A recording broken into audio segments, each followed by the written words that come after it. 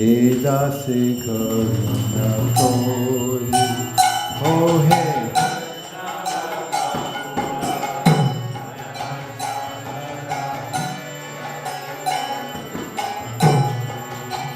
Oh hey, Vaishnavas, Joyara Sagara, Edase karuna kori.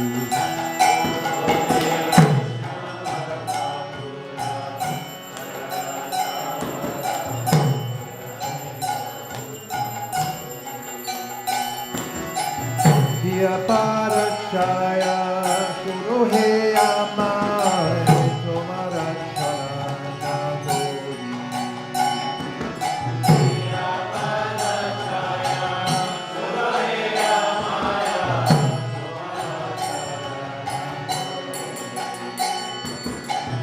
Shaya Bhega Dumi Shaya Dosha Shodhi Shaya Guna Deho Dasu.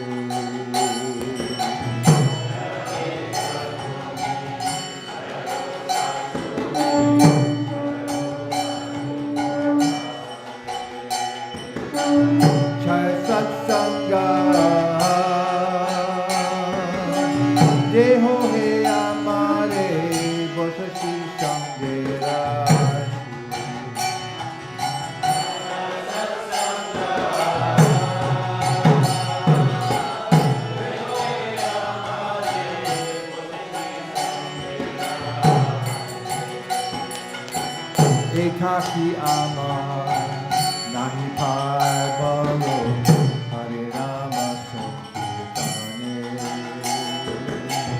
Ekaki amar nahi parbalo Hare Rama Sankirtane. Tumi kripa kore shadhabindu diya deho Krishna nama gane.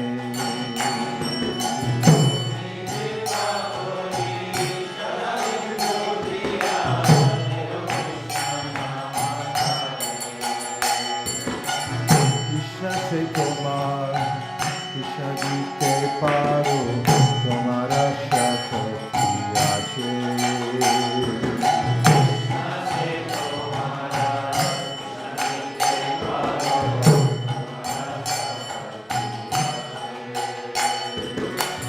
Amito Ganga, Krishna Krishna boli, Daitava Pache Pache.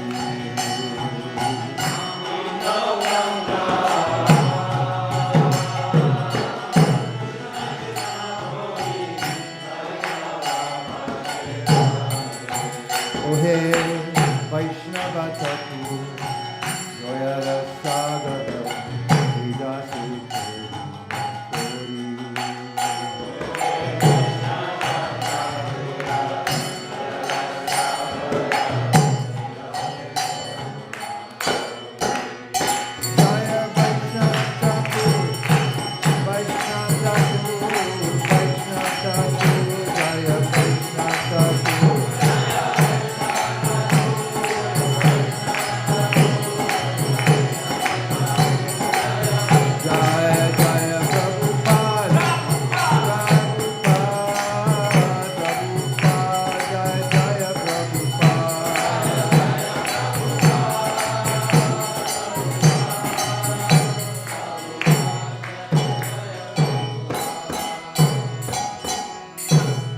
Karuna.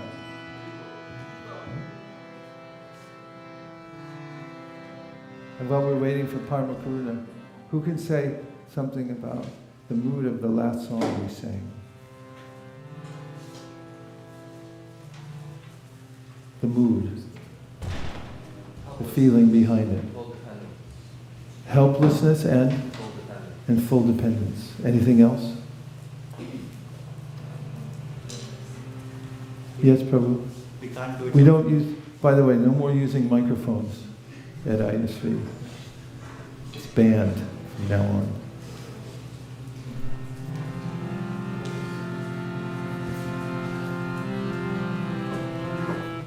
I can't do it myself. I can't do it by myself. Anything else that you took? We're trying to pick up the feeling from the Dham, from the songs, from the association of devotees, because all we have left is our feeling at the end of life. What feeling did you get from the song? Yes. You got to get a little bhav. We're asking for mercy. Yeah, the feeling of calling out for mercy, unabashedly, right? One more. What feeling did you get?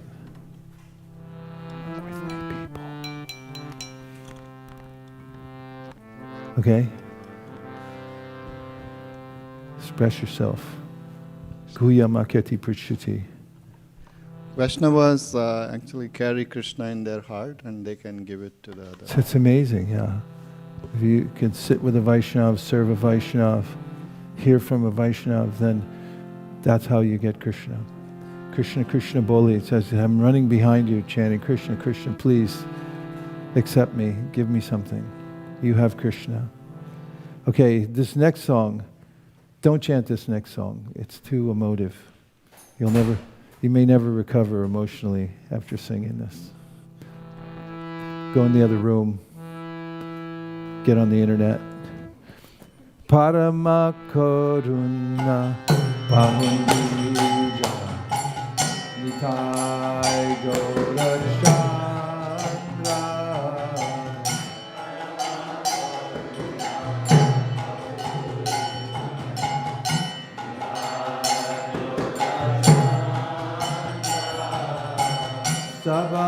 Sabhavatar Sarashinamani Kevalaya Nandakanda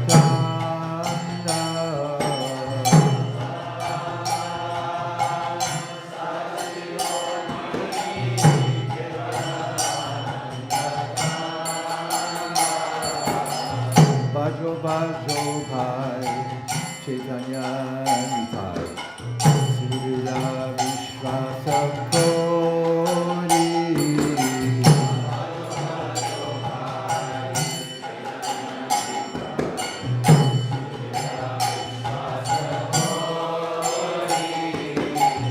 Vishayacharya Sirashi Madhya Ke Bolo Hari Hari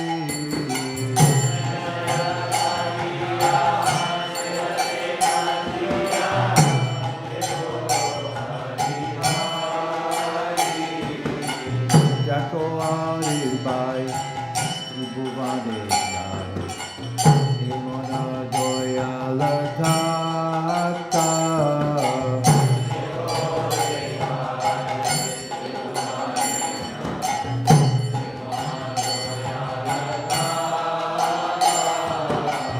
Paku Paki Sure Pashana Vijare Suni Jai Gunatata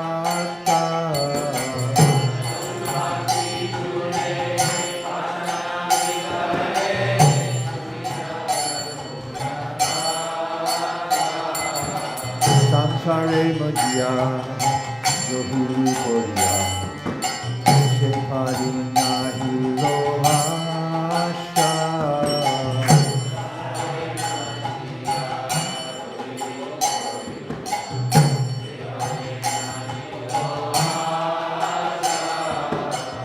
Apana Karama Vanjai Shamana Koi Lochana Dasa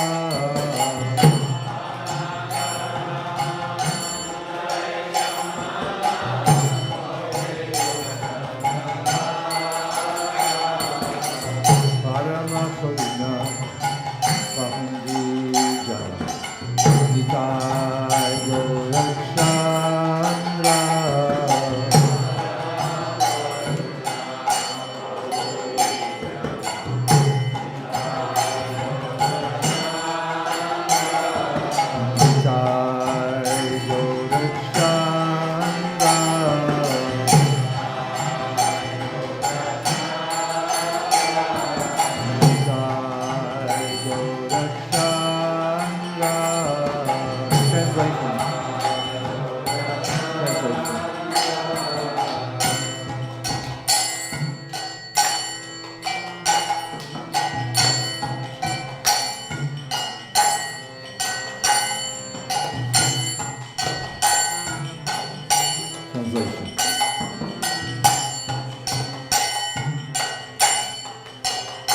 Lord Nitai and Lord Gaurachandra are very merciful.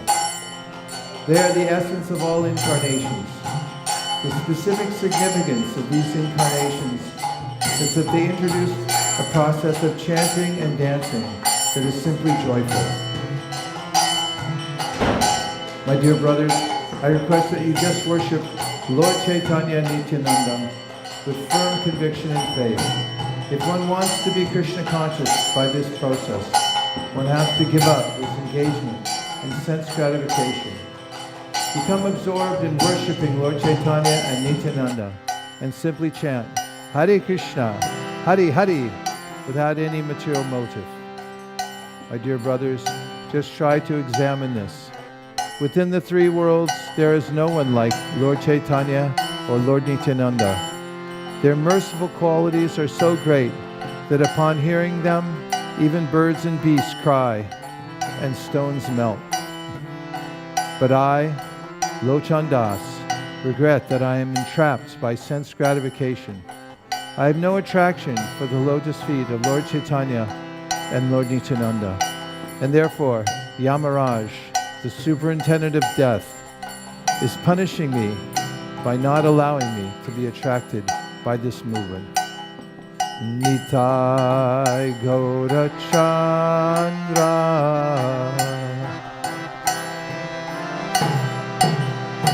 Jaya Gaura Nitai Gaura Nitai Gaura Nitai Jaya Gaura Nitai.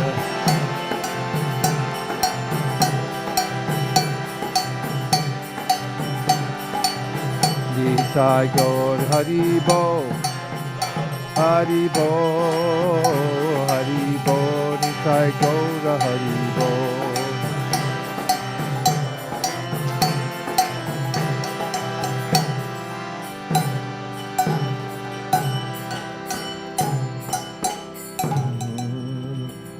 Shri Guru Puja.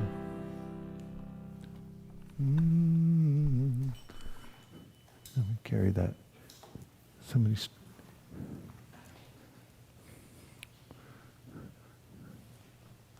So we have a new verse today. Our strategy is that of the frog in the pan. Gradually turn up the heat. Pretty soon, if we continue adding verses, then we'll be here all day. Have to call in sick every day. And what tune would you like to sing this by? Because we're adding it in our repertoire and it'll never go away once we add it. This is a verse which is in Bengali, and it's a paraphrase of a song written by Bhaktivinoda Thakur, by Narottam Das Thakur. And Prabhupada quotes it quite frequently. It's Chadiya Vaishnab Sheba Nistar Bhayeche Keba, which means that without service to a Vaishnav, no one has ever attained the perfection of devotional service.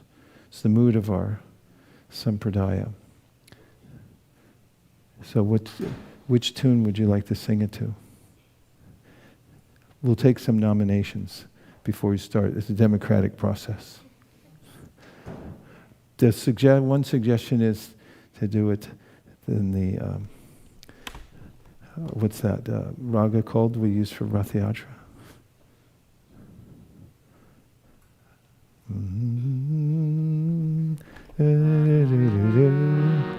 What's that called? We could do it in Shiva Ranjani. Other suggestions? Speak now or forever hold your peace. What? Shiva Ranjani, we've already suggested. What else do you have? Go ahead, Anushree. She's musically inclined.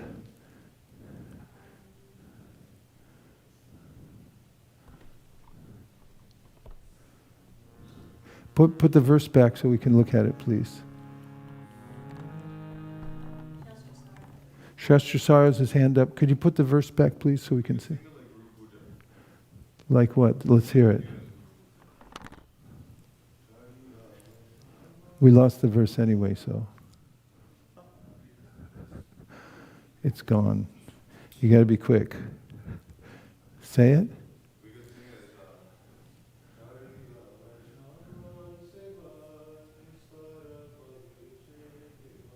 Chariya Vaishnava Seva Nistara Paye Chekeva. Now let's hear Shiva Ranjani. Chariya Vaishnava Seva. Doesn't really fit, does it? Try it. Sing it in Shiva Ranjani.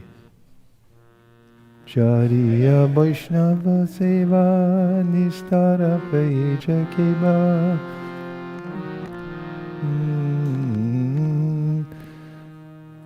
One more suggestion, what was it?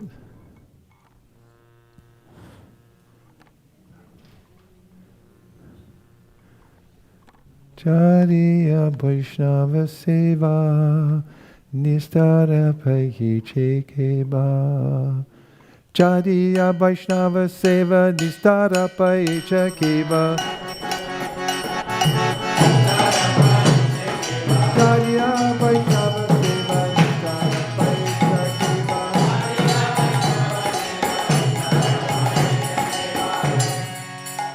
So those are three. Who's to say we can't switch around, right? Okay. Pick one.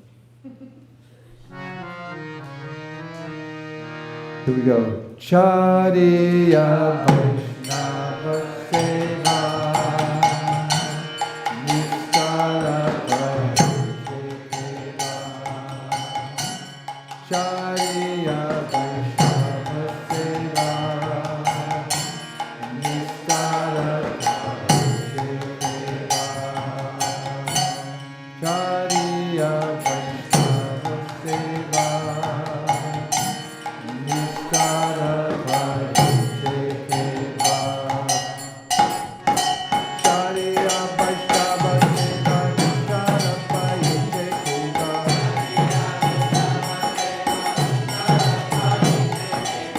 Chariya Vaishnava Seva Nistara Payeja Keva. Jaya Vaishnava Thakur, Vaishnava Thakur, Vaishnava Thakur, Jaya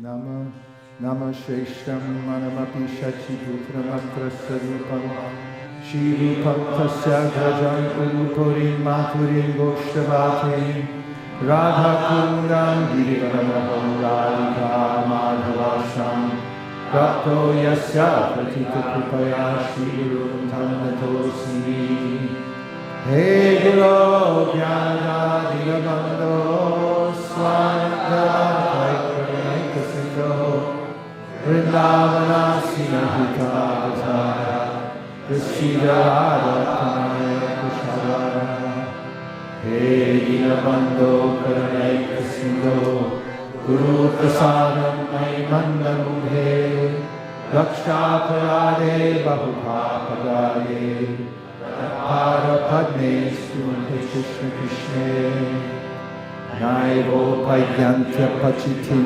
Kavayasta Desha Ramayushapi Kridam Ridam Udasmaranta Yontar Bahistanubretam Ashubam Badumbam Acharya Chaitya Bakushaswagatim Namti. Without serving the representative of Krishna, nobody can approach Krishna.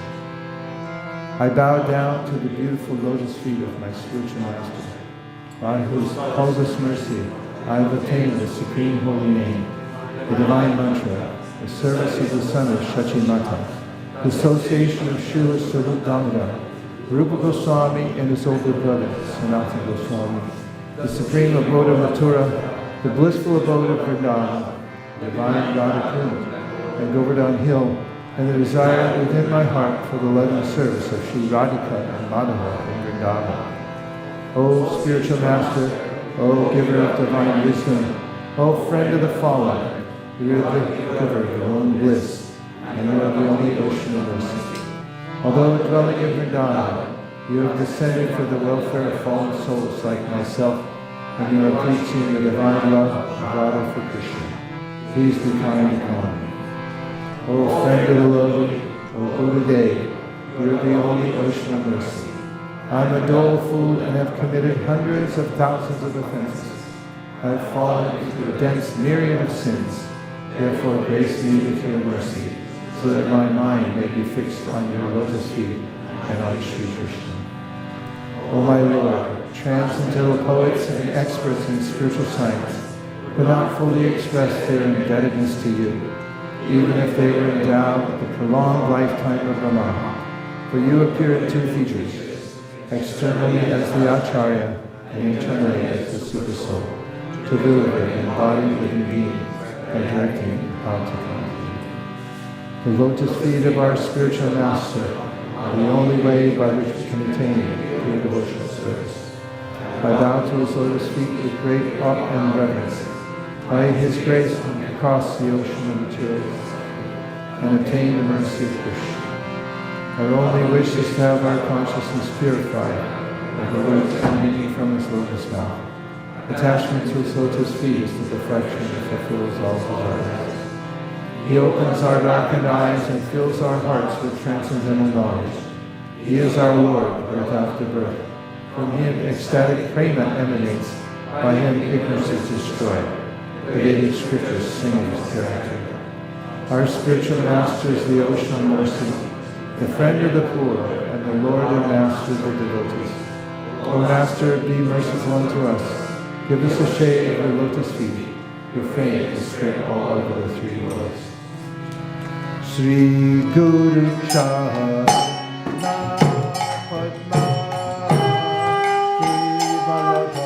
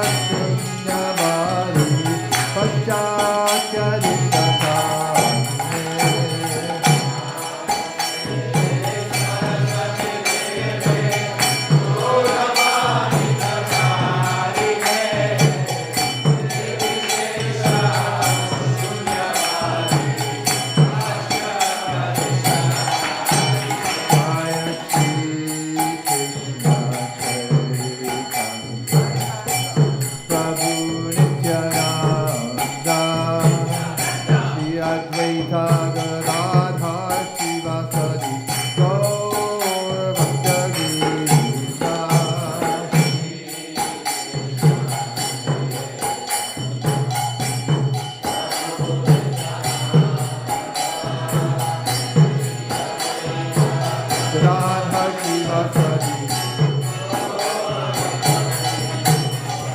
Jai Shri Krishna Chaitanya Prabhu Nityananda Shri Advaita Radha Shiva Sadi Gaur Bhakta Vrinda.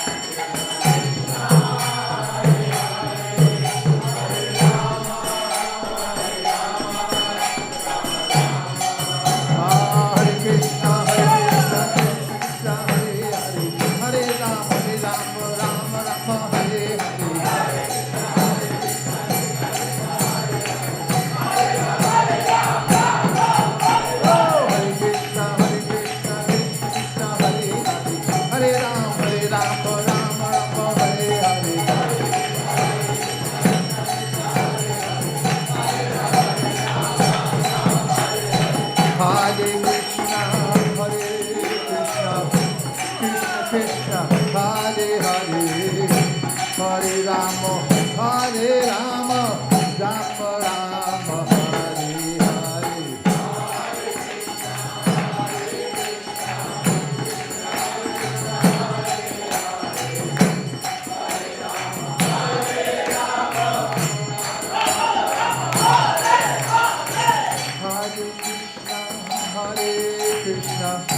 Krishna Krishna, Hare Hare, Hare Rama, Hare Rama, Rama Rama, Hare Hare.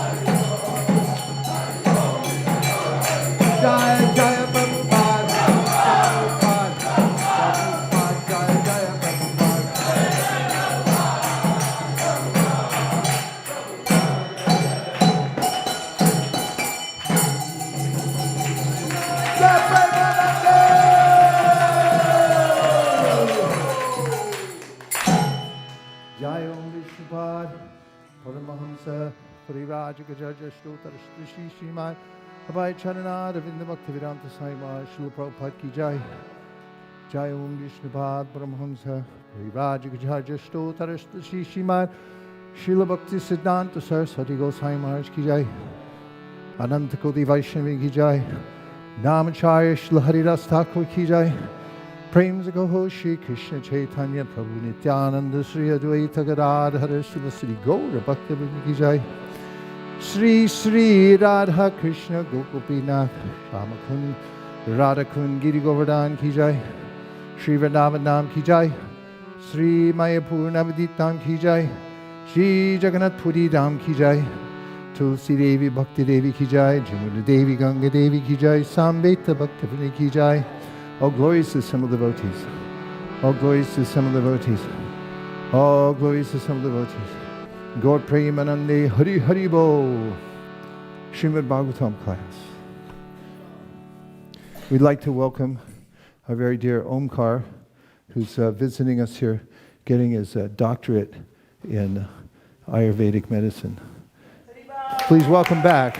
Give it up for Omkar. Come on.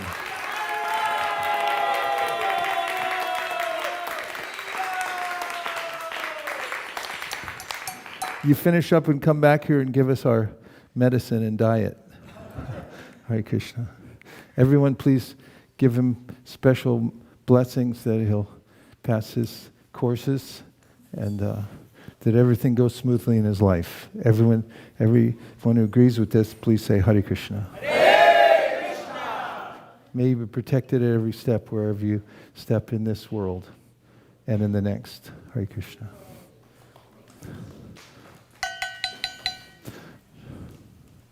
He has to go to class soon, so.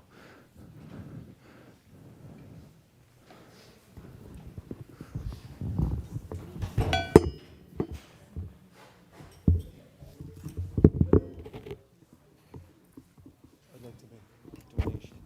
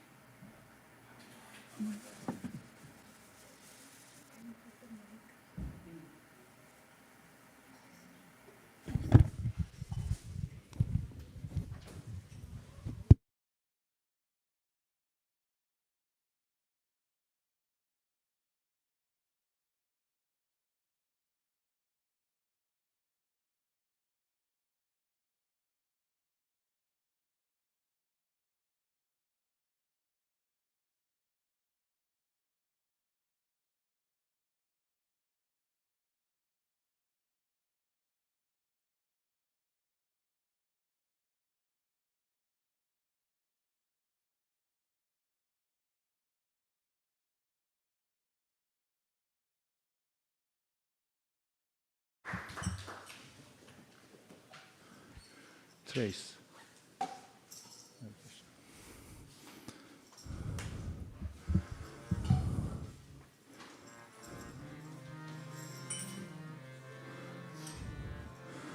Jayo Radha Madhava Jaya Kunja Bihari.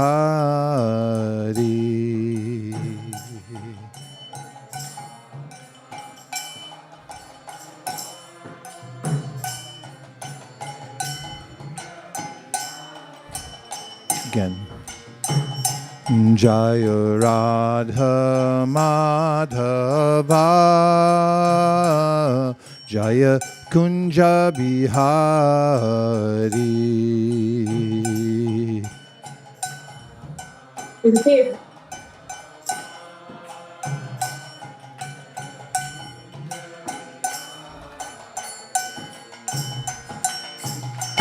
Gopi Janna Vallabha Jaya Girivardhari.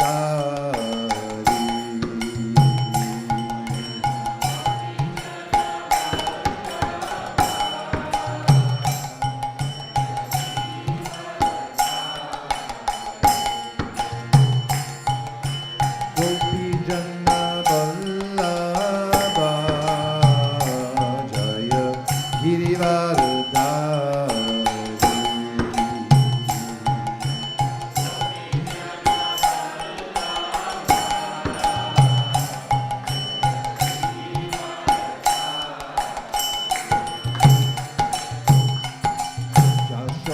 Yashodanandana Vraja Janarajana.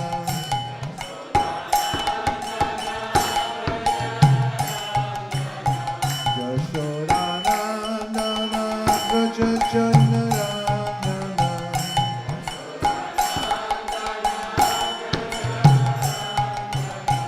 Yashodanandana Vraja Janarajana.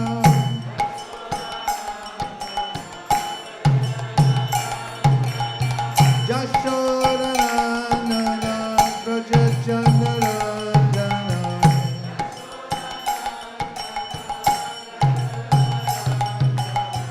Jamuna Tiravanachari.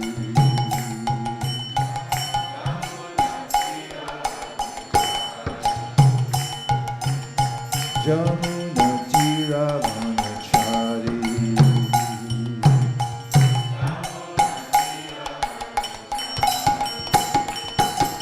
Krishna Hare Krishna, Krishna Krishna Hare Hare, Hare Rama Hare Rama,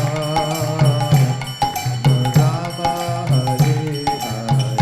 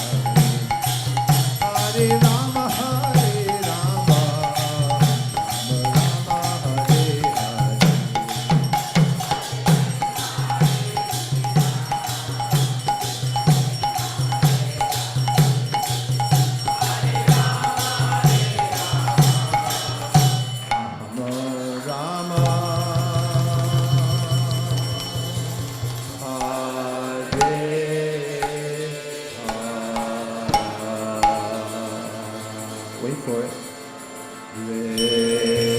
Gaura Premanande, Nitai Gaura Hari Bo, Hari Bo, Hari Bo, Nitai Gaura Hari Bo.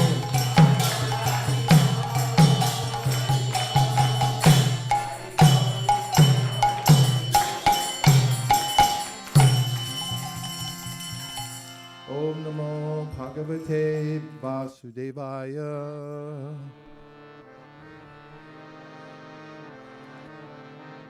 Om Namo Bhagavate Vasudevaya. Om Namo Bhagavate Vasudevaya. Narayanam Namaskritya Naram Chaiva Narottamam Devim Saraswatim Vyasam Tato Jayam Udiraye. May we please have a first canto, Srimad Bhagavatam. The first chapter of the Bhagavatam describes the sages at Naima Sharanya Nimishe Nimishakshetre Rishaya Shaunakadaya. That one day at Naima Sharanya, which means the place where nobody blinks, the eyelids don't move because they're fixed in hearing. And Ugrashava, the Sutta Goswami, will be the speaker. He's been assigned by the sages to speak based on Veta Tvam Saumya Tat Sarvam Tastadanugrahat Bruyu Snigdasha Shishyasha Guravo Guhyamapyuta. He's Guyam, he's learned all the confidential secrets about devotional service. He knows the essence of the Vedas because he's gentle. Veta Tvam Saumya. Saumya means that he's a gentle soul. And gentle means humble and sincere. Tadanugrahat.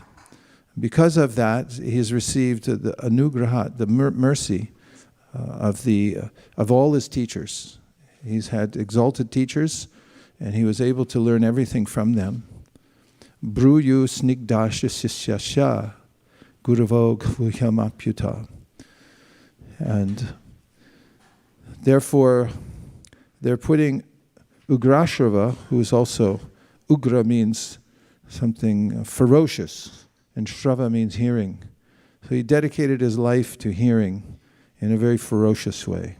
Don't be afraid to be ferocious, not with others, but when it comes to hearing Krishna consciousness, because this is the guaranteed way in which one will advance in Krishna consciousness is by ferociously hearing.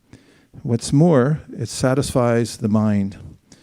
The mind wants sense enjoyment. Bhogaishvarya prasaktanam taya prahita chetasam. In the Bhagavad Gita says, Krishna says, people are eager to enjoy some sense object. Bhogaishvarya, and they want some opulence in their life. Prasaktanam taya prahita chetasam. And when one's mind flows in that direction, he says, that it can't be steady and you can't find any peace. Whereas, as Krishna describes in the 3rd chapter of the Bhagavad Gita, there's a way in which when you perform sacrifice comes from the word sacred. When you sacrifice something for a higher cause, you're giving something to a worthy person, sacrifice means. What you have, your asset that you have, you're giving it to somebody higher. And by that gesture, you receive some gift in return. And there's a fruit. Krishna says that this is the way to be well aligned in the universe. Jagnai tat sarvano, jagnar tat karmano nyatra loko yam karma vandana. That by this kind of sacrifice. The whole universe is set up in such a way that there are divine sacrifices, which is almost redundant to say divine sacrifices, that you'll have an abundance of everything you need in this lifetime. That's how the world's set up. And then you'll be qualified to go back home, back to Godhead. So we first, before embarking on hearing the Srimad Bhagavatam, offer our obeisances again and again to His Divine Grace, A.C. Bhaktivedanta Swami Prabhupada, who, representing the sages at Naimisharanya and Ugrashava, has kindly brought the Srimad Bhagavatam to the world and has advocated for hearing it. And not only that, he made it available. Where else would you get a Bhagavatam before Prabhupada came with the Bhagavatam? That was good foresight, right? If you're going to spread Krishna consciousness all over the world, especially the Western world, as his guru told him, then you'd probably need the Bhagavatam. And Prabhupada mentions this as he comes across the ocean on the Jaladuta, that I'm depending on the sound vibration of the Bhagavatam to purify those who are eager to go back home, back to Godhead, or even those who don't know that there is a prospect for going back to Godhead, because as Krishna says in the Bhagavad Gita, there's a way in which people who are uninformed, vitaraga bhaya krodha, they're afflicted by attraction to the material world and think that they're just not trying hard enough. That's why they're not getting the kind of satisfaction they need. And I try, and I try, and I try, but I can't get no satisfaction. That's a mantra from the 60s. And then there's those who are afraid of material existence. They give up on their personhood. And they say, because it's so hard, it's a hard rain going to fall. Then they feel that because these hard rains are always falling on me, that I will subscribe to the erroneous idea that I'm not a person. That doesn't solve the problem, because we are persons. And then there's people who react, especially if they have bad childhoods, with anger. And they resort to anger against the Supreme. They rail against the Supreme. There are plenty of philosophers, writers who have written whole novels railing against the universe. Herman Melville, as an example, is given often as an example in literature classes of the existentialists who say, there's nothing out there but a void. You may scream into the void, no one will hear you. This is a dire sense of what our existence is. And then there are those who codified these ideas in philosophies that say we're not actually people, we don't exist, we're only a process, which is what the materialists say, and also some so-called spiritual philosophies. They say you don't actually exist, it's only a happenstance that you have come to consciousness, but once you become liberated or enlightened, of course there's nobody to become enlightened, so once you give up the idea even of enlightenment and you become nothing, then there's just stillness. These Krishna refutes in the Bhagavad Gita. He says, Naiva kinchit karomiti yuktamanyeta tadvavid. That a self-realized person realizes that life goes on, and that the external senses are being controlled by the three modes of material nature, but he or she realizes that I'm actually the soul within the body. So the Bhagavatam starts at this point of the assembly of sages, a highly consequential meeting where they put forward questions to Sutta Goswami for the welfare of the whole world. They would like to know, they would like to, as they say, cut to the chase. Bhurini bhuri karmani shrotavyani vibhagasha ata sadyo trayatsaram samudrita manishaya bruhi bhadraya bhutanam yena ma suprasidati means that what will satisfy the self. And they say, the spokesperson, who's speaking, Shaunaka Rishi, the eldest among them, highly qualified person who gets to ask the questions on behalf of the sages. What is it that will satisfy the heart of all the people of the world? What a nice seminar, huh? How to do good to everybody. And he says, Burini Buri Karmani. There's so many activities recommended in the Vedas. You can't even count them all. Shrotavyadini Rajendra Nrinam Santi Sahasrasa Pashitama Tatvam Grihishu Grihimedinam. This is noted by Shukadev Goswami. Also, the same mood that so many subject matters for hearing in human society. It's manifest in the form of YouTube, TikTok, and what's the other one? IG. And you can see the varieties of topics. Everybody's an expert on everything. And in the Vedic times, similar idea. There were YouTubes on every corner, somebody espousing some philosophy. It's all the ways in human society. There's the concept of the Tower of Babel, everyone speaking a different idea. And this is confusing. And in fact, one of the ways in which Krishna describes how people become angry and because of frustration of hearing so many different philosophies. And everyone's got a different idea. There is a God, there is no God, you're a God.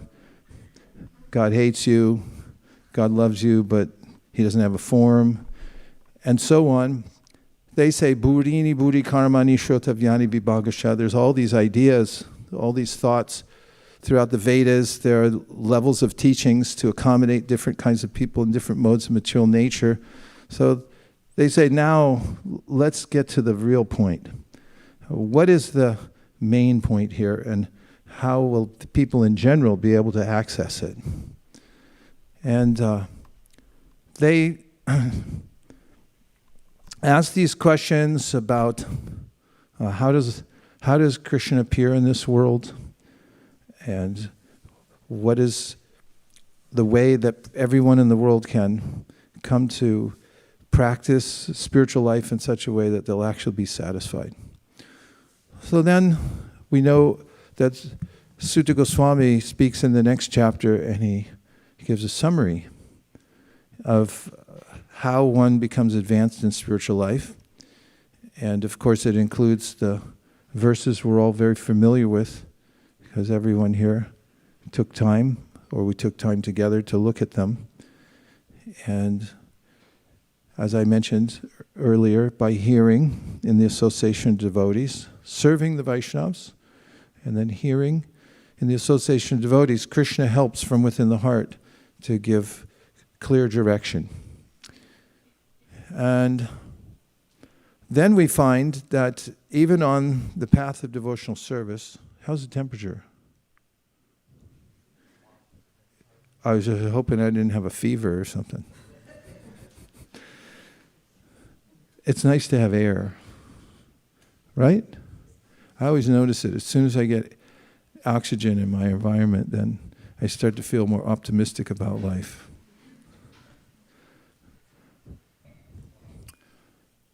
So we find a third chapter that Sutta Goswami mentions the avatars, all the ways that Krishna appears in the world. Not all the ways. He gives a summary of the various incarnations, but he says they're unlimited. They're appearing constantly.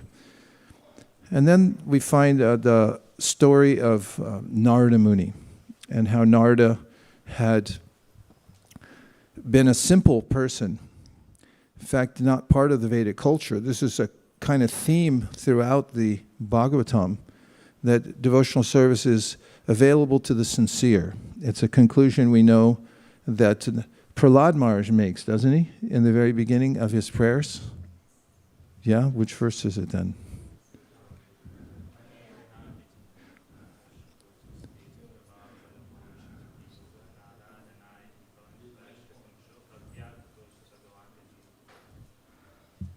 Manye dana bijana.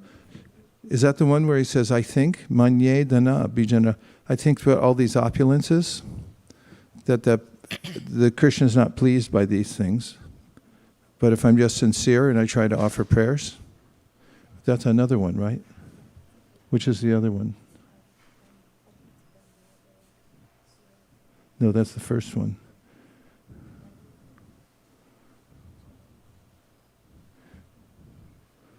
Which one?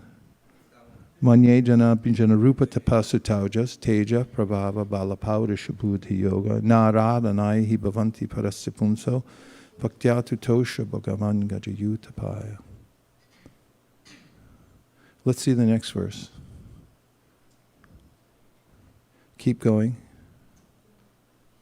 Keep going. Tasmad. This is the verse. It's a therefore, it's a conclusion. Those other verses hint at it. First he starts with Brahmadaya, Suragana Munayotasira. He says that all these famous people came and offered obeisances. All the stars were there. And they all said, here's how I'm glorifying the Lord. And then he noticed that Krishna's not happy. He didn't take all those on board. And then he remembered Gajendra, the elephant. He said, well, he was sincere. He tried. Even though he's not a big star, like all these others, Brahmadaya, Suragana, all these demigods who showed up. He said the Lord was pleased because he offered a simple prayer. And then he says that even a person who's born in a low family, a dog-eater family, dog-cooker family, it's their whole cookbook has different recipes about how to eat dogs. I'm just saying. And he said a person like that, if they're sincere, they can purify not only themselves but their whole families. But a so-called Brahmana, this is a reaction against this casteism, this idea that because I was born in a certain family and I have certain qualities or I know verses or whatever it is, which is also echoed in that verse we just talked about, Manye dana bijana rupa tatpasa. He names as many opulences as you can imagine. He said Krishna doesn't care for those. But a person who's simple, they may be lowly, they may be from outside the Varnashram, they're so far out that they eat dogs, he said. But if that person is sincerely engaged in your devotional service, has a heart for it, then that person, he says, can purify himself and his whole family. But these so-called brahmanas who have a sense of entitlement because they think they know something, they can't even purify themselves, he says. So then in the next verse, he says, Naivatmana prabhurayam nijalabha purno manam janada vidusha karano vranite yadyashano bhagavate viditita manam tachchatmane pratimukasya yata mukashri, which means that he says that when we do devotional service, then we are helping ourselves. And he gives this example that if you go to the mirror and you decorate your face, anybody decorate your face today? Say yes. If you didn't, you got to go back. So you had to decorate your face. And if you decorate your face and you look in the mirror, then you'll go, wow, the reflection is decorated too. And so when we decorate Krishna, it's like our pujaris here. They're so sincere. They come in here early in the morning. They make sure everything's set up. Then they're dreaming all night. They're thinking, how will I decorate Krishna? Which bracelets will I use? Maybe 2 days ahead, 3 days ahead, they're thinking of which backdrop goes with this and that. And so they think about decorating Krishna.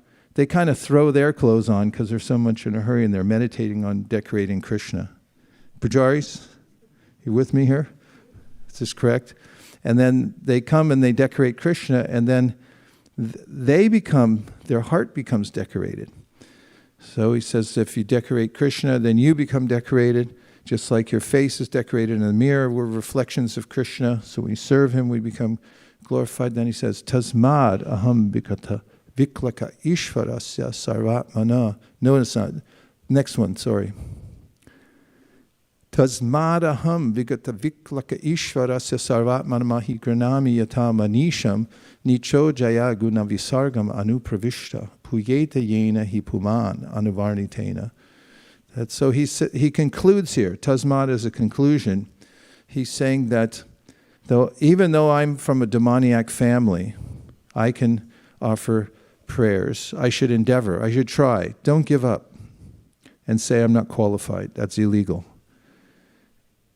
And so he said, if you offer sincere prayers to the Lord and recite his glories, then he'll accept it. That's his conclusion.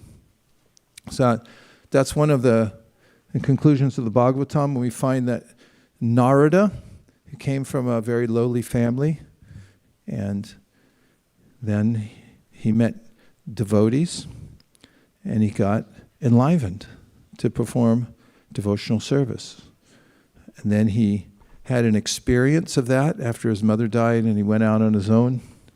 Krishna gave him a free sample of what it feels like to be fully absorbed in him. And then he used his whole lifetime to stay connected with Krishna, even though he was still in the material world. And then he became fully liberated soul. So we find in the 5th chapter of the Bhagavatam a conversation that's consequential, and that is that Vyasadeva is lamenting because he feels like he hasn't performed his duty properly. His duty is to edit the Vedas. Vyasa means editor. The Vedas are co-eternal with the Lord, but they're vast, as we described, and he was bringing in the aspects of the Vedas that are most important for people and presenting them in ways that people in the age of Kali Yuga could appreciate them through the Itihasas and the Puranas and so forth. He wrote the Mahabharata, but still he wasn't satisfied. So he wanted to know from his guru what happened. Why don't I feel fully satisfied? And Narada said that you weren't direct enough about the absolute truth. You equivocated in some ways, and you gave people off-ramps throughout your teachings where they could make a mistake and then think you were saying that it's okay to just half perform devotional service and take to sense gratification and live a comfortable life in the material world. So in that conversation, there are many very important instructions, and turning to the 5th chapter, on the 14th verse, Narada instructing Vyasadeva about what's wrong with him. So if anybody does a self-check, and if you've ever felt, I need some attitude adjustment, or I don't know why I'm feeling confused or morose, if that ever happens to you, it happens to Vyasadeva, so. Narada gives this answer in 14. He says, Tatonyata kinchan yad vavakshata pratagdrashas tat krita rupa namabhi nakarichit kwapi chadushtita matir labheta vata hata naur ivaspadam. And it's a metaphor about a boat on the water, and that has no resting place. And if the wind comes along, and it does, on the waterways, wind comes. Like on the ocean, it can be clear and placid, and then a huge storm can come in an hour later, and your life can be in danger. And in any waterway, because it's so flat, and the winds can come and blow your boat away. So we're like that also. In the material world, a strong wind can come and carry us away at any time. And one of the ways that our minds become disturbed, says Narada in this verse, is pratag drashas. Pratag means divided, and drashas means to see. So when you see things separately from Krishna, and you describe them also, tatonyata kinchana, yad vavakshata, means that if you want to talk about something, vavakshata, but it's pratak, it's separate from Krishna. It has nothing to do with Krishna. There's no way to connect it to Krishna. Pratak drashash tatkrita rupa namabi. You may talk about different forms, names, and results. But he says, nakarichit kwapi chadushtita matir and that is that the oscillating mind will be, or the mind will become disturbed. It will oscillate because of the sound vibration you're giving it. It's not in connection with Krishna, then your mind becomes disturbed. So the translation is, whatever you desire to describe that is separate in vision from the Lord simply reacts with different forms, names, and results to agitate the mind as the wind agitates a boat, which has no resting place. And Prabhupada writes as follows. Srila Vyasadeva is the editor of all descriptions of the Vedic literatures, and thus he has described transcendental realization in different ways, namely by fruitive activities, speculative knowledge, mystic power, and devotional service. Besides that, in his various Puranas, he has recommended the worship of so many demigods in different forms and names. The result is that people in general are puzzled how to fix their minds in the service of the Lord. They are always disturbed about finding the real path of self-realization. Srila Narada Dev is stressing this particular defect in the Vedic literatures compiled by Vyasadeva, and thus he is trying to emphasize describing everything in relation with the Supreme Lord, and no one else. In fact, there is nothing existent except the Lord. The Lord is manifested in different expansions. He is the root of the complete tree. He is the stomach of the complete body. Pouring water on the root is the right process to water the tree, as much as feeding the stomach supplies energy to all parts of the body. Therefore, Srila Vyasadeva should not have compiled any Puranas other than the Bhagavad Purana, because a slight deviation from that may create havoc for self-realization. If a slight deviation can create such havoc, then what to speak of deliberate expansion of the ideas separate from the absolute truth, the personality of Godhead. The most effective part of worshiping demigods is that it creates a definite conception of pantheism, ending disastrously in many religious sects detrimental to the progress of the principles of the Bhagavatam. Everyone okay? Continuing, which alone can give the accurate direction for self-realization in eternal relation with the personality of Godhead by devotional service and transcendental love. The example of the boat disturbed by whirling wind is suitable in this respect. The diverted mind of the pantheist can never reach the perfection of self-realization due to the disturbed condition of the selection of object. I'll just say that last sentence again because it's poetical. He says the diverted mind of the pantheist can never reach the perfection of self-realization due to the disturbed condition of the selection of object. Wrong object, sir. And a couple last points before we have discussion, and that is, in the prayers of Prahlada Maharaj, he gives this litany of ways in which we interact with the world. Look at verse number 20 in Prahlada's prayers. Does anybody know what it is?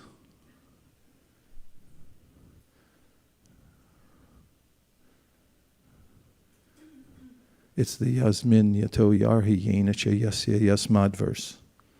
So if I ever say, what's verse 20, say, it's the Yasmin Yato Yarhi Yenacha Yasya Yasmad verse. Yasmai, there's a lot of yases.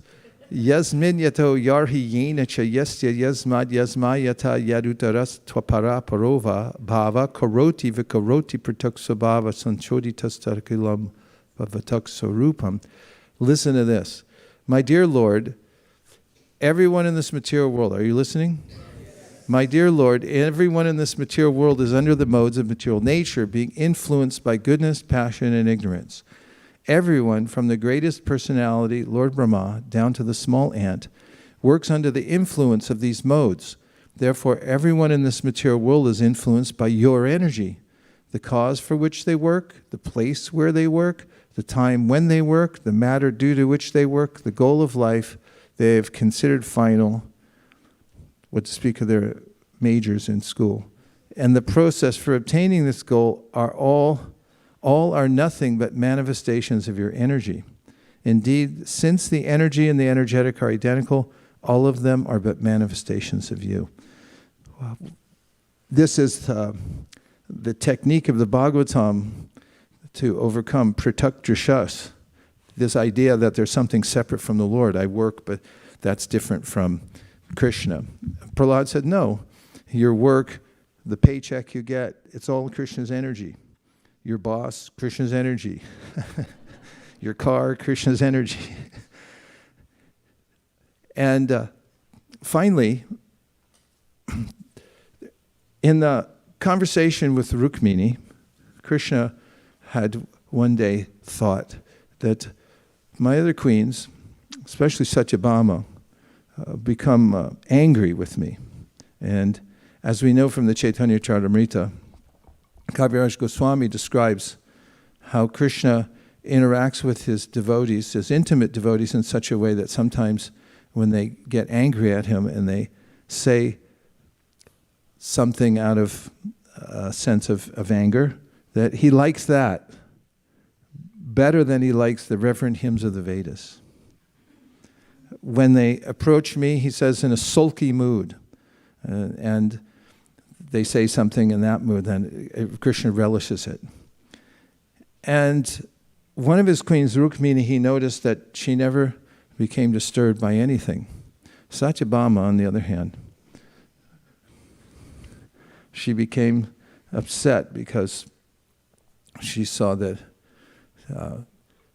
Rukmini had received a flower from the Parijata tree, and Satyabhama then never let him forget about it. Where's mine? So vehement was her protest that Krishna felt that he had to take her on a tour of the heavenly planets, and he got her a whole tree. She would only be satisfied with that. Somebody else got a flower, I want a whole tree. Rukmini, on the other hand, didn't give any, there was no rise in her. She was always submissive to Krishna. And so one day he decided that I want to see her angry. I will really appreciate how she'll look at me and the angry words and so forth. So he started telling her, just as they were in a casual mood, he said, why did you marry me anyway? Who am I that you would marry me? There were so many other qualified people. Look at all these kings wanted to marry you. Shishupal, he's wealthy, he's a king, he's powerful. What do I have? He said, I have nothing. I'm niskinchana. You know, niskinchana, kinchana means something, and niskinchana means that I don't have anything. And besides, nobody even knows what caste I'm from, where I came from some village in Vrindavan, and now I'm here pretending to be a king, all these things. Well, why would you have married me? And he gave 9 or 10 different reasons why she was foolish to have accepted him. But one of them I want to go back to, because what happened after he said all these things, which culminated in him indicating, why don't you go find somebody more qualified? Because you made a mistake. Rather than become angry, she lost her consciousness. She just fainted. She couldn't believe these words were coming from Krishna, her beloved husband. And as it's described poetically, like a plantain leaf, when a hurricane comes, it just knocks it right down flat. She just fell flat on the ground. And then Krishna was surprised, and in a very conciliatory mood, he held her in his arms and began to appease her and said, no, I was just kidding. I just wanted to see if you'd get angry. And then she did sort of become angry. She was very resolute. And she remembered each one of the points that he made, and she very expertly refuted each one of them. Now, the one that really strikes me, they're all striking, but one that relates to today's conversation was when Krishna said, I'm niskinchana, I don't have anything. Rukmini said, that's only true because you are everything. And if someone says that you have a lot, that means there's something you don't have. So that doesn't apply to you. Only niskinchana applies to you. You can't have something because you already are everything. You can't have some opulence, or you can't even have great opulence because you have infinite opulence. All opulences that others display in their life only comes from you anyway, and you're the possessor of all of them. And in that way, she refuted not only that point that Krishna made, but all of them, one after another. And so there's a way that devotees, Krishna says, Aham sarvasya prabhavo matak sarvam pravartate iti matva bhajante mam buddha bhava samanvita, have this vision that everything's coming from Krishna. Everything belongs to Krishna, everything's within Krishna. And in the Bhagavad Gita chapter 8, Krishna talks about Ananyateta satatam yomam smarate nitya saha. What is it?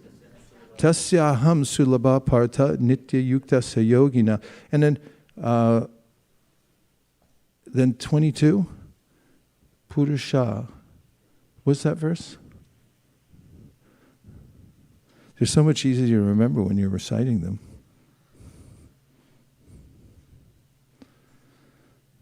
Bhaktya labhyastvananya yasyantastani bhutani yena sarvana. That's the one. How does it start? Purusha sa para partha bhaktya labhyastvananya. In this beautiful chapter 8, Krishna's describing how he's answering Arjuna how to remember him at the time of death and what will be somebody's destination by what they remember at death. And then Purusha sa para partha bhaktya labhyastvananya, that ananya bhakti. You can attain me by this unalloyed devotional service. Yasyanti stani bhutani yena sarvam idam tata. He says this, that I'm within everything. Everything's within me. There's nothing that's separate from me, and therefore you can have this way of being fully devoted to me, and you'll never be separated from me, and it doesn't matter where you're situated because I'm everything. Everything's within me, and you can always remain in contact with me. So, we needn't to be afraid that we'll be bored with absorbing our minds in Krishna. All of the variety that's available in the material world is boring, on the other hand, because it's all the same thing recycled.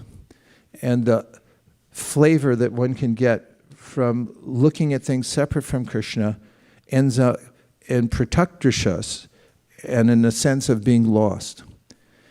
Even though there's a temporary sense of freedom to look at what everyone wants to and see it different from Krishna. But if one embraces Krishna's presence in all things, then not only do we have the advantage of satisfying our sense for variety, but also when we see when we see everything in relationship with Krishna, then we'll feel fully satisfied, because the only way, according to the sages and according to Narada in these points that he's making to Vyasadeva, that we'll feel satisfied is if we're connected to Krishna, especially with a sense of service and loving service, this devotional service.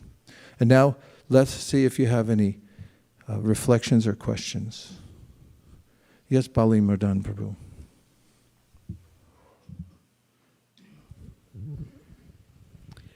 Hare Krishna, please accept my humble obeisances. As you are speaking the Bhagavatam, the purport we are reading for Vyasadeva and Narada's conversation, and I was also same time triggering my mind recently the Lord Ramachandra's appearance in Ayodhya, Pratishtha, that was on the Kurma Dwadasi. Lord appears always many times Dwadasi, Bhaman Dwadasi, Baraha Dwadasi, like Kurma Dwadasi. And there is a Kurma Puran, which Chaitanya Mahaprabhu also referred. So in this Puran, there is a conversation between Narada and Narayan. about pantheism and this size of the super soul. So how the paradox is given. So there is a casual talk between Narada and Narayan. Narayan is saying that, oh, the earth is the Vasudha, is the Garyasi. Then Narada said yes. Then again Narayan refuted his own statement. No. The Samudra, the ocean is like the Paridhi or the Vasudha. So ocean is great. Then Narada is again repeat, yes, ocean is great. Then he said, no, ocean is not great. Agastya Muni just drank in 1 minute the whole ocean. How can ocean is great? Agastya Muni is actually the great. So why people has to worship ocean and earth? They should worship the Rishi, Agastya Muni. Then Narada said, I was telling you that same thing. Agastya was actually the great. But again, Narayana counterattacked, no. Agastya is not great. Agastya is just a star in the sky, a little star. Agastya, there is a 7th star.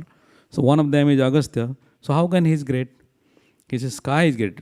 Then Narada is saying, yes, I was telling sky is great, and you are becoming irritating to me because you are saying your own statement and you are counter-arguing your own statement. Then again said, no. Sky is also not great because just imagine Bali, how Bhamana captured the whole sky. So how come the sky is great? Bhamana is great. Then Narada, I was telling you, God is always great. And you are yourself God. No. There is also not that. Because you are carrying like a thumb size within your heart. And not only that, you are encasing me within your heart as a devotee. So you are great. Then Narada said, I am leaving now. I came here to glorify you and you are glorifying me.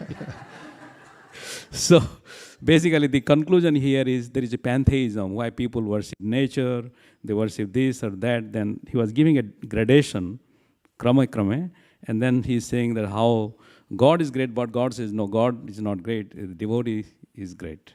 Hare Krishna. Hare Krishna. We see much through the eyes of Narada. One of the ways that Narada reveals to everyone Krishna's opulence, especially in Dwarka, is to go and visit his palaces. It was a gated community, and 16,108 luxury homes.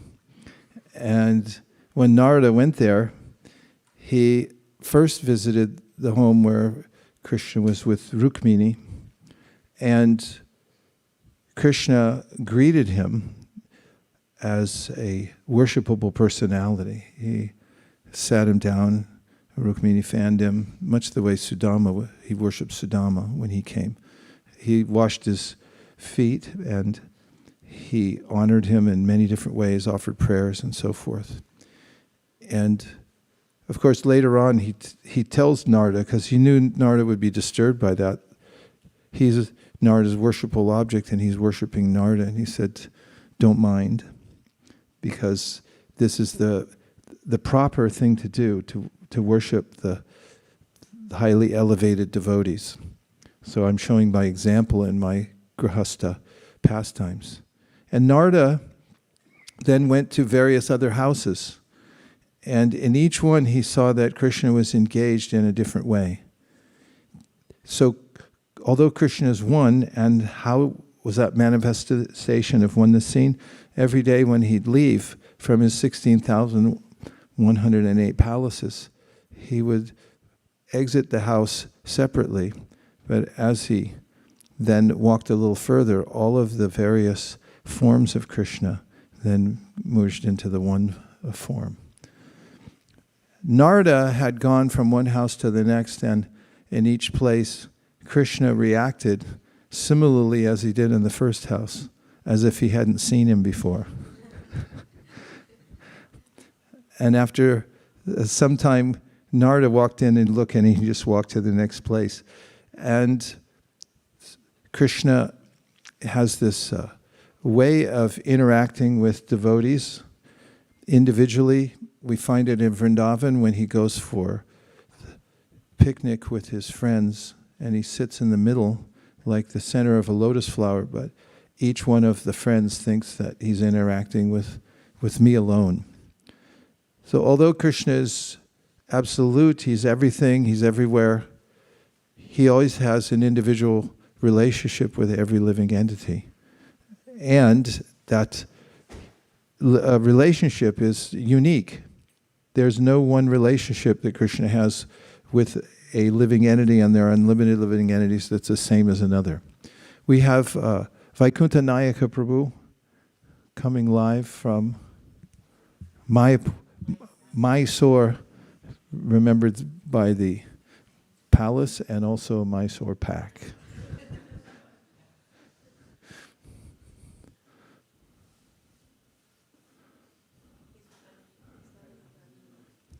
That's all right. See if you can read lips. Just put him in the center and keep talking, but stay on mute and we'll see if we can understand your question. Try. Okay, finally, I was able to unmute. Dandavat Pranam Guru Maharaj. Always Srila Hare Krishna, Prabhupada.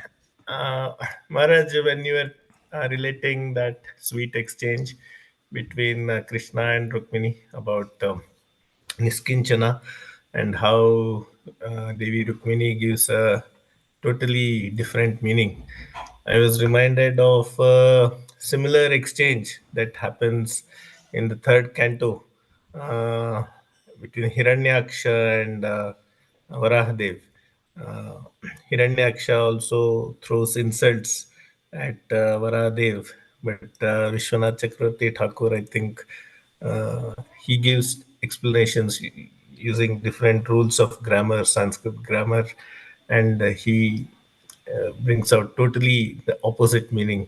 For example, I think if I remember correctly, he says Hiranyaksha abuses the Lord as Agnya, as fool.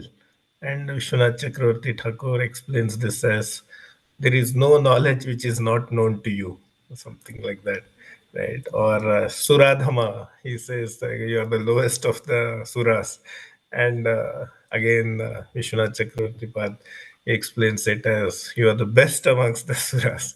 So I was just wondering how the acharyas and the devotees are so full of Krishna consciousness that they cannot tolerate to hear any blasphemy of the Lord, and they say no, no, no. This is what it actually meant. So yeah, just wanted to share that. Thank you. This is the prerogative of one who has complete vision. One sees Maya and Krishna simultaneously, as we know from the trance of Vyasadeva. He saw that Maya was present, but she stayed outside. And she also saw the living entities were under full control. So was Maya. The living entities were bewildered, in fact, by the material nature. And someone, as Krishna describes in the Bhagavad Gita, who is above the modes of nature, above the control of the modes of material nature, sees how Krishna's energies are working perfectly.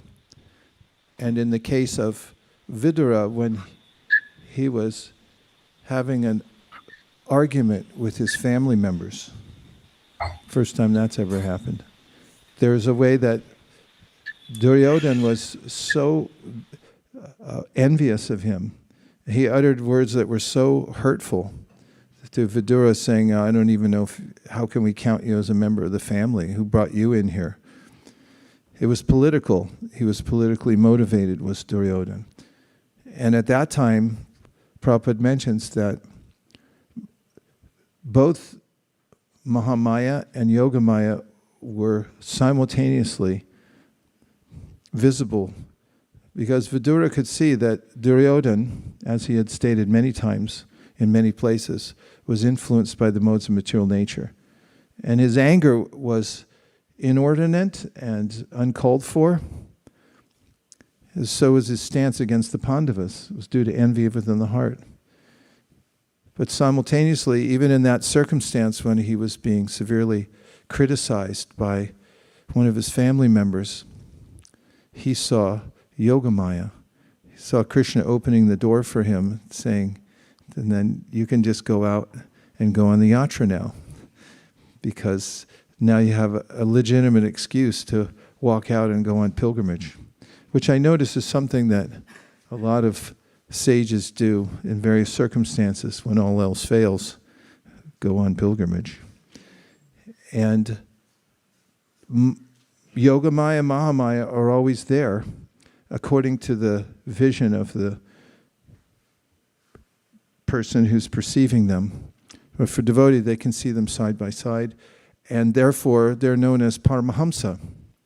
A Paramahamsa is a swan, and a swan has a unique talent. If you give swan a mixture of milk and water, then the swan will drink that mixture, but siphon out. Is siphon the right word? I suppose we can use it. Siphon the water out and take only the milk. If we give you a glass of water and we mix it with half milk, and then you could drink it, but only drink the milk and then leave the water. Possible? Well, swan can do it. It has a coagulant in its beak that it can produce so that the milk becomes a solid, and then you can swallow it, semi-solid, and then he swallows it, and then the water goes out the side of his beak. So there's a way that those who are enlightened by the Bhagavad Gita, if you read Bhagavad Gita, then you can look at the world and you can see that it appears that we're mixed into Maya, but you're able to separate the two and see what's the Maya and what is the internal energy of the Lord. Or you can see that everything is actually the internal energy of the Lord in the highest vision, and everything's working for the purpose of the Lord. Nothing separate. Pritak drishas. That comes from reading Bhagavad Gita. Okay, we have Shankari Kaur. Hare Krishna, Guru Maharaj, please accept my most respectful obeisances at your lotus feet. My pranams to all the Vaishnavas and Vaishnavis. Srila Prabhupada ki jai. So, Guru Maharaj, one realization, you just said that all of us, every living entity has a unique relationship with Krishna.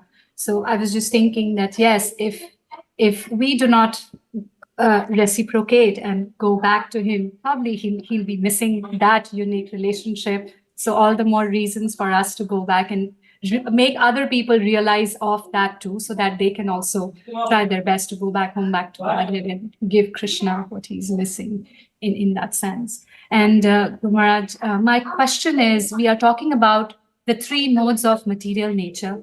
We are in that's what Prahlada Maharaj says.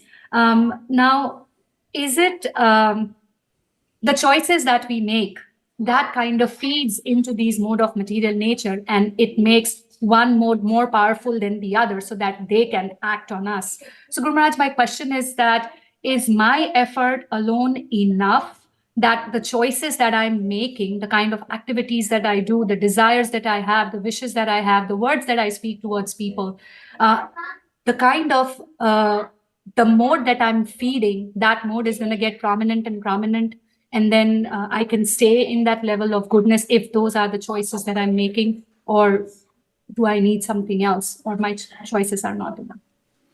Yeah, such an important question. Thank you very much for asking. In the Bhagavad Gita, Krishna says, Tattvavitu mahabaho gunakarma vibhagayo gunaguneshu vartanta iti matva nasajite. Could you please put that up?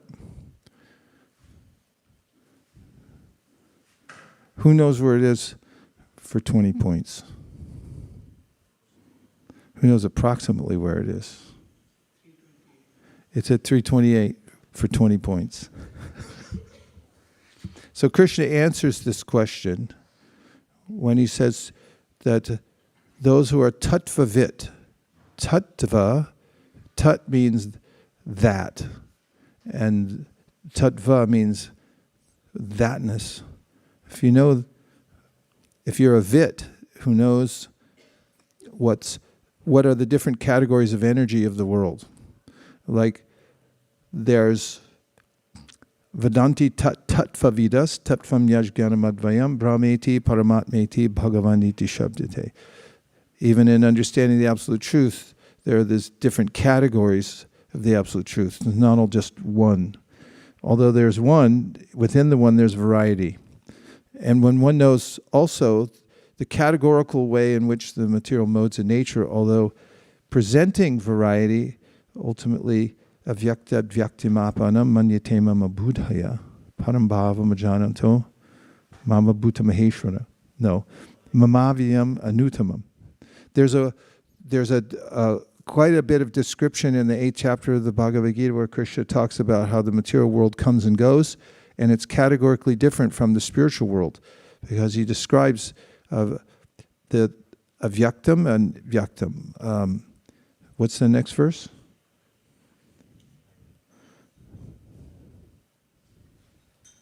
Bhutva bhutva praliyate. He said it's manifest again and again, and it's destroyed again and again.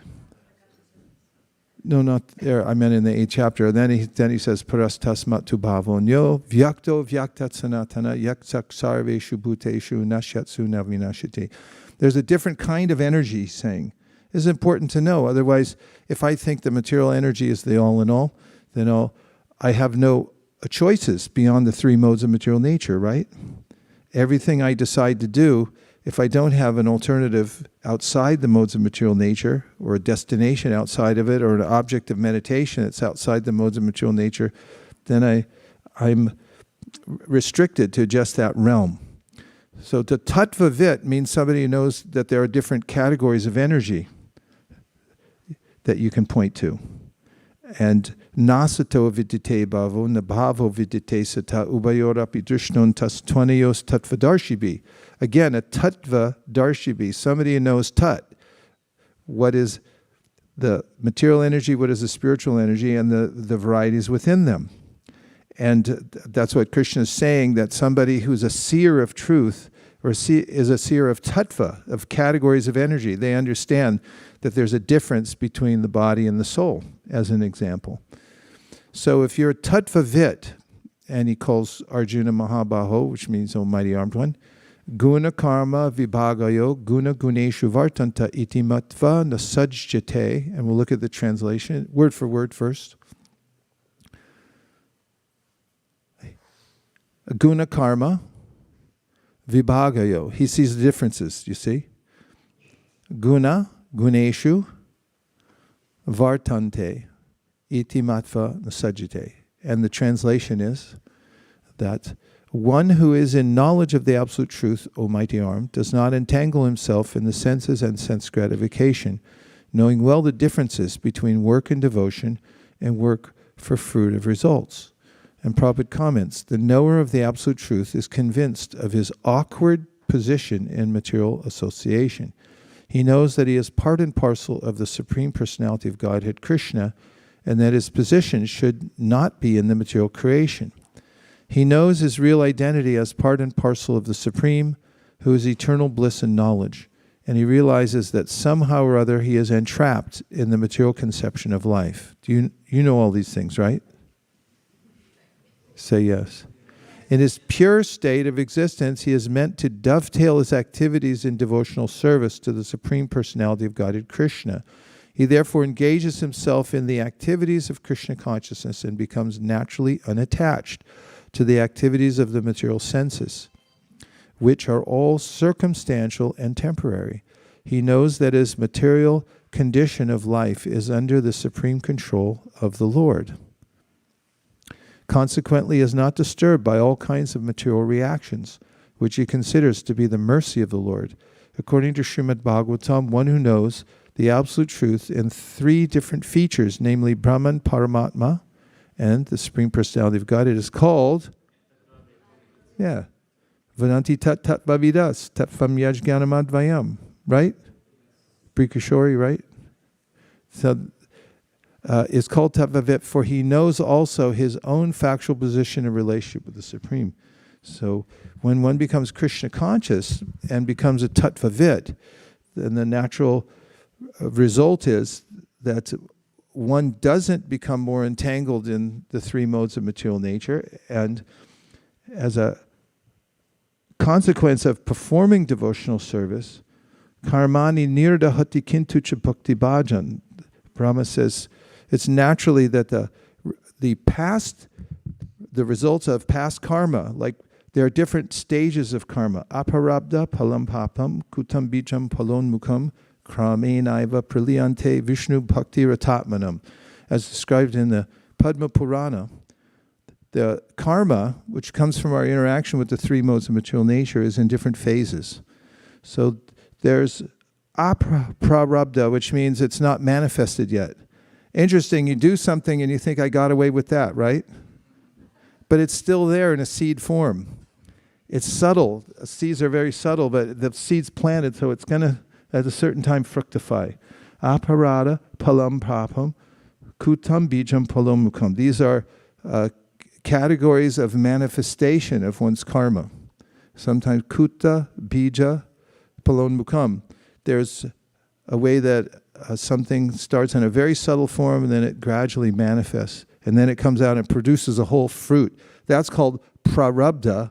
For instance, when we're born in the world and we get a body, that's the full manifestation of our karma from our last life, as in shariram yaravapnoti yachchap yukramatishvara grihit vaitani samyati vayur gandham vivashaya. The material nature has accommodated you, or as Patanjali Muni says in the Yoga Sutras, when you leave this body, you have certain desires, an aggregate of desires, and those get filled in by material nature. Exactly what you wanted. Here's your body to try to enjoy, and you get a very specific nose, customized eyes, ears, specially built for you, all thrown in for free by material nature. Tell you what I'm going to do for you, little jiva. And so there's a way in which we get this full manifestation of our karma from our last life. Now, if we come into knowledge, tattvavitu mahabaho, and we perform devotional service, then the karma, which means our natural inclination to hold on to certain desires, we're impelled, as if we're pushed. Everyone thinks I'm making an independent choice, but that's not true. If you think I like, what do you like? I don't know. No, ice cream. Well, everyone likes ice cream. There's certain likes and dislikes we have. These are due to our predisposition to liking them based on the momentum from our past lives, and that's called karma. Bhuta bhavod bhavakarov, sargo karma samchita. We're manifesting our world based on the desires we already have that's pushing us into various situations. What Shankari Kaur was asking about, does that pushing diminish? And the answer is yes. By knowledge and especially by association with the Vaishnavas, the heart changes. And there's a sense of, I don't want to cooperate anymore. Kamadinam katina katida palita durni deshas desham jata mayina karana natrapa no pashanti utsridaitanata yarupate samprata labda buddhis tamayata sharanam abhayam mam nyukshva vadasye. It's a prayer. When a devotee starts to awaken and see that I'm being pushed around here. These aren't in my interest. These pushings of desires that are coming in. This is the karma from my past life. I had bad association. And now my senses, they've become the representatives of all these bad people that I've met. And now they've become bad masters themselves. But the devotee, labda buddhi, the intelligence awakens. And then one gets this special endowment called vivek, which means discrimination. Not everyone has it. Kapila Dev describes it. It's part of the awakening mind of the devotee called labda buddhi, and then says that I don't want that anymore. Now one starts to make an independent choice, which is utsrijaitanata yarupate samprata labda buddhi. Now I want to serve Krishna instead. So that awakening of choice comes, the vivek, discrimination, comes to the mind of the devotee by association with devotees, by hearing Bhagavad Gita, as an example. Then one becomes tattvavit, and one is able to work in the world without the same pushings of the senses.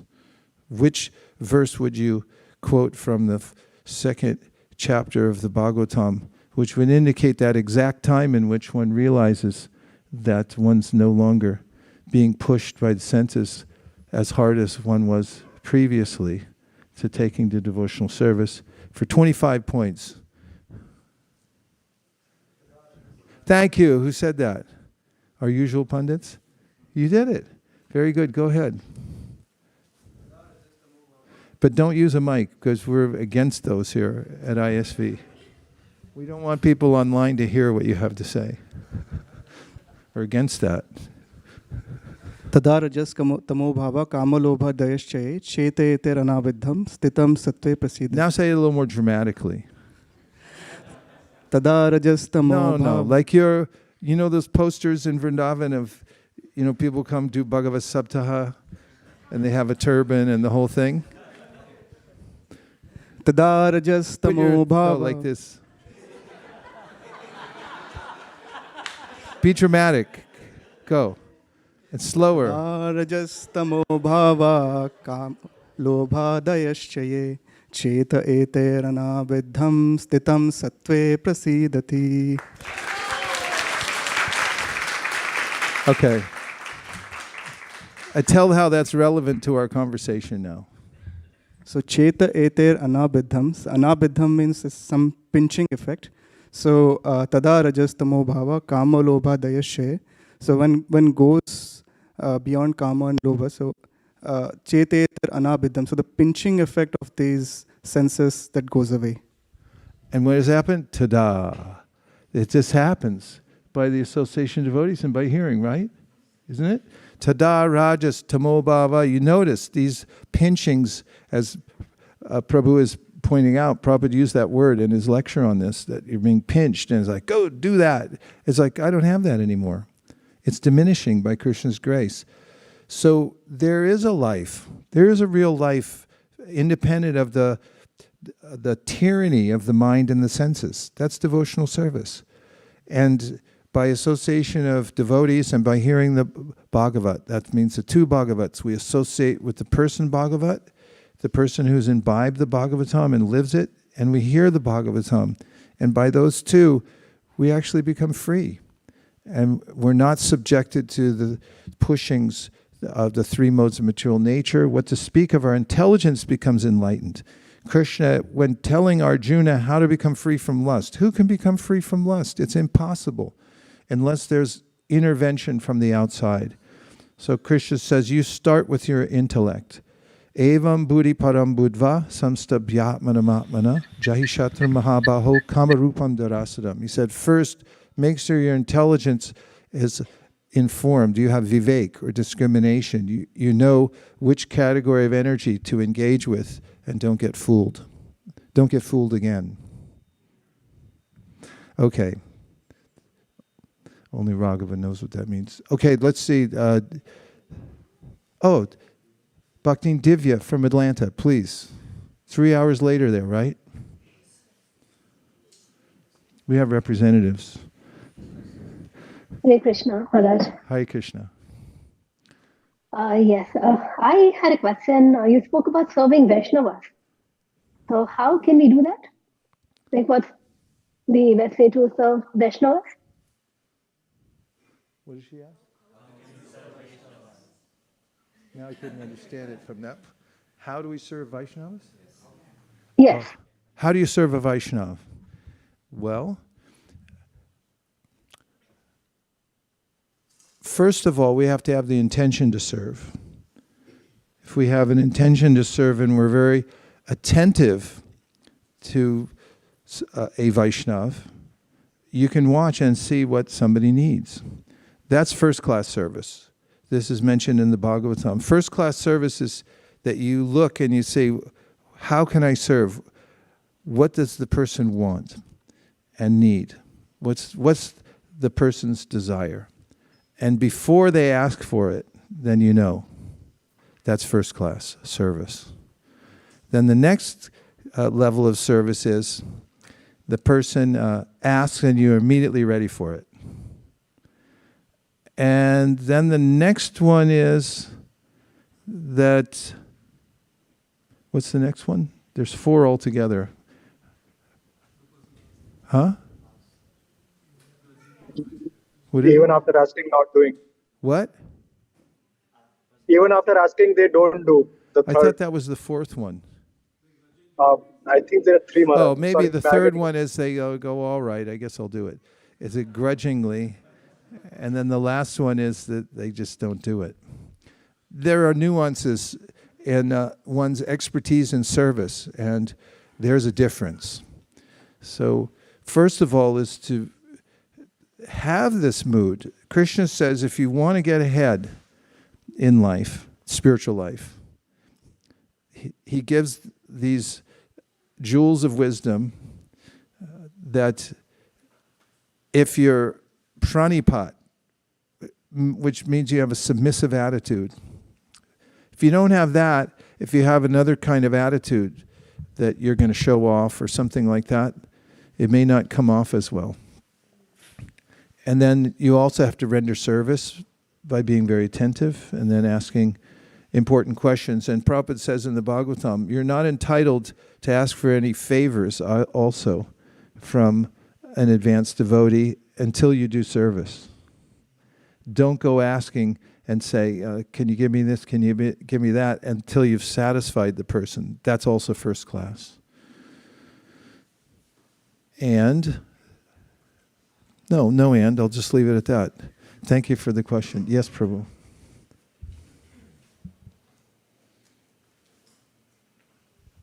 Hare Krishna, Prabhuji. I think I will extend what Divya Mataji was asking, that so we want to serve the Vaishnavas, but then I notice most of when I say, first thing is Vaishnava is not very prominent, you cannot say from the dress or something that who is Vaishnava. Mostly I see here, they look very normal, and you see outside, I won't know that they have so deep inside there, they're harboring something so deep inside them. So that's one thing, is they're so unassuming, you cannot immediately say oh, this is the person. The other thing is, let me just answer that first. It's okay. Krishna says, Api chet sudaracharo bhajate mamananya bhak sadhureva samantavya samyag vyavasitohisa. Don't judge the Vaishnav by external circumstances. If the person has any intention to serve Krishna, even if that person seems to still be worldly, Krishna emphatically says, that's a sadhu. You should consider a sadhu. And there are different ways of course, there are gradations of Vaishnavas mentioned by Rupa Goswami. And he says that one type of person is the one who can just say Hare Krishna. Anybody. If you hear it anywhere from anybody and they say Hare Krishna, your mind should go to that person and offer obeisances and say, this is a special person. And then if you see somebody who's taken a vow to chant Hare Krishna, then you should go out of your way, double back, and it's like this. And then the third type is the person who you can observe and notice that they've actually purified their hearts. They're genuinely not interested in finding fault with others for their own aggrandizement. Go ahead. Thank you, Prabhuji. So that helps. First thing is finding Vaishnavas around, because if you go out in the world, it's very difficult to find Vaishnavas whom we can at least recognize. The second part is, most of the time the Vaishnavas, they are so humble, they hesitate to take anything, when I feel okay, so particularly here I notice maybe I can get a seat, but then they would or I'll get myself. So how do you get there? Krishna noticed that too, because he wants to serve the devotees, and the devotees won't take anything from Krishna. So if you can figure out a way, then Krishna becomes more pleased with you. And generally, Vaishnavas are interested in serving Krishna through their guru. A Vaishnava is somebody who's subservient to a Vaishnava. So what a Vaishnava means somebody who's working under a Vaishnava. Vaishnavas are not independent. It's I'm not working under anybody. I'm just self-realized. But a Vaishnava is somebody who's working under a Vaishnava. Working under a Vaishnava means that person has service under a Vaishnava. And if you can see what service that person has and then says, how can I assist in that service? Then that generally, even if it's the smallest of services, it leads to something. It leads to you having service with that Vaishnav. And then it becomes a heartfelt connection. And there's ways in which, even if that person is reluctant to accept service, him or herself, there are huge wide openings that you can satisfy that person by serving in such a way that that Vaishnav can serve the Vaishnav that he or she is serving. So service is the way in. It's a great secret. Most people think that you have to become a great master and then control everybody. But actually, the way to get into the highest of association is through a service mood, and find where you can do service. So there's no doubt Vaishnavas are eager to expand their service, and they need help in doing that. Just the way Rupa Goswami says, when I chant Hare Krishna, I desire millions of ears. And similarly, if somebody is serving their spiritual master and they feel that I need more help, I need millions of people to help me because I have a big idea about how to serve, then if you come up to that person and say, could I be one of those millions of people? And then they'll give you some service so that you can be connected. So that's the way that the Guru Parampara works. Prajaras Bhavana. One of the purports we read where you took a double take where it was poetic, the last sentence where it said the disturbed condition of the object. In the sense of all the different religions and all the different things that the verse was talking about, how can we say that the object is in a disturbed condition? Maybe it's because, like, for example, if someone's worshipping impersonal Brahman, or not worshipping, but that's what their goal is, or Paramatma, or some demigod, how can we say that that's a disturbed condition? First, look up the word disturb so we can have a clear idea. The idea is that we're in resonance with service to Krishna, loving service. And without that, then there will be some sense of disturbance. For instance, yene ravindaksha vimuktamaninas tvayasta bhavad avashudha pudhaya aruya krishna paramparam tata patantyato nadrita yushma angraya. Bhagavatam says that unless you get into a clear relationship, loving relationship with the personality of Godhead, if you don't know who the personality of Godhead is, you'll be left feeling incomplete. If you feel incomplete, then ultimately you'll take shelter of the material world. Ultimately, you'll have to do that. We have to feel complete in our relationship with Krishna. As yet pada pankacha palasa vilasya bhakta karmashrayan gratitam ukratayanti santa tadvanda rikta matayo yatayo pirudha shroto ganas tamaranam bhajavasudeva. If you're rikta matayo, which means your head's empty of the relationship with Krishna, then you're going to seek it somewhere else.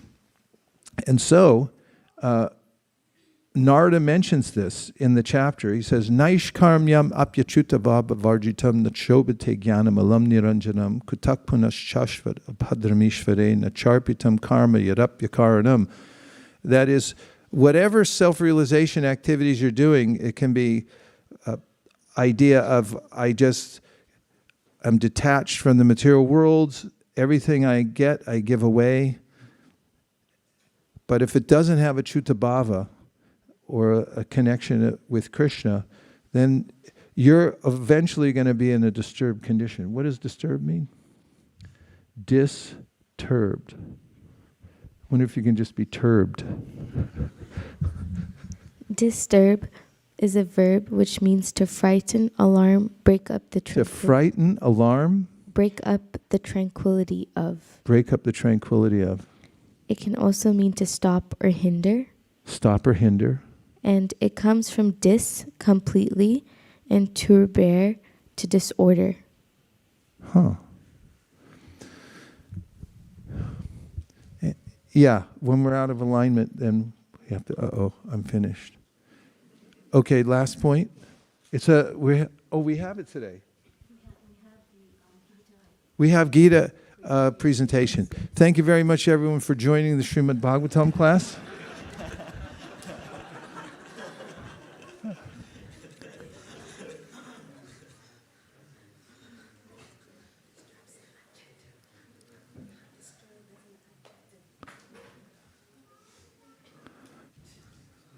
Sindhu Kanya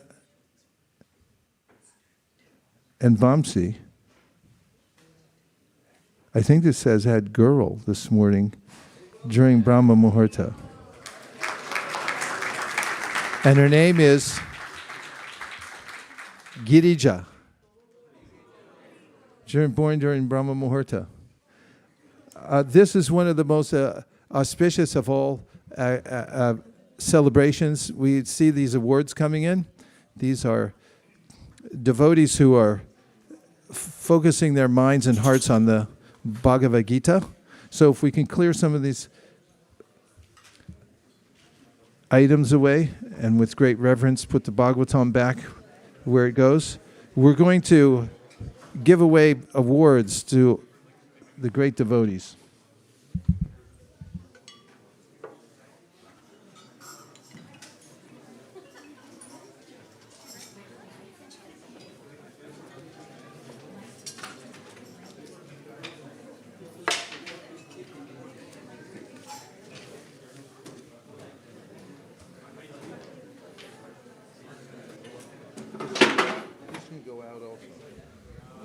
Hare Krishna. Thank you all so much for being here. May I request all the children to come and sit in the front so we can, start the process and be on time while we finish it. I request Nirakla Mataji also to join on the stage.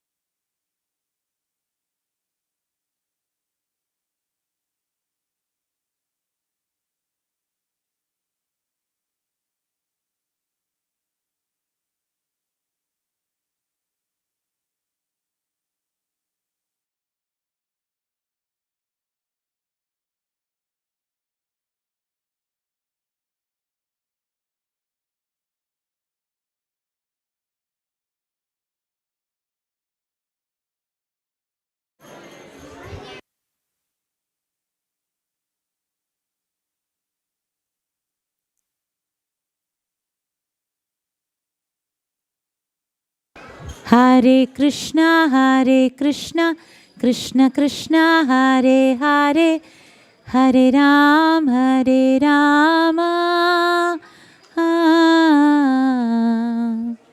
Rama Rama Hare Hare. Hey.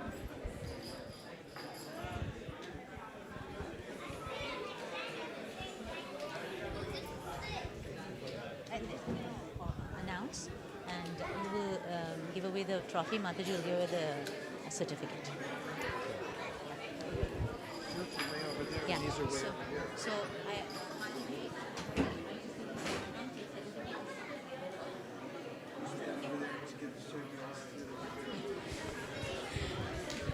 thank you all so much for being here, and it's very exciting. Yet another year of Gita Champion.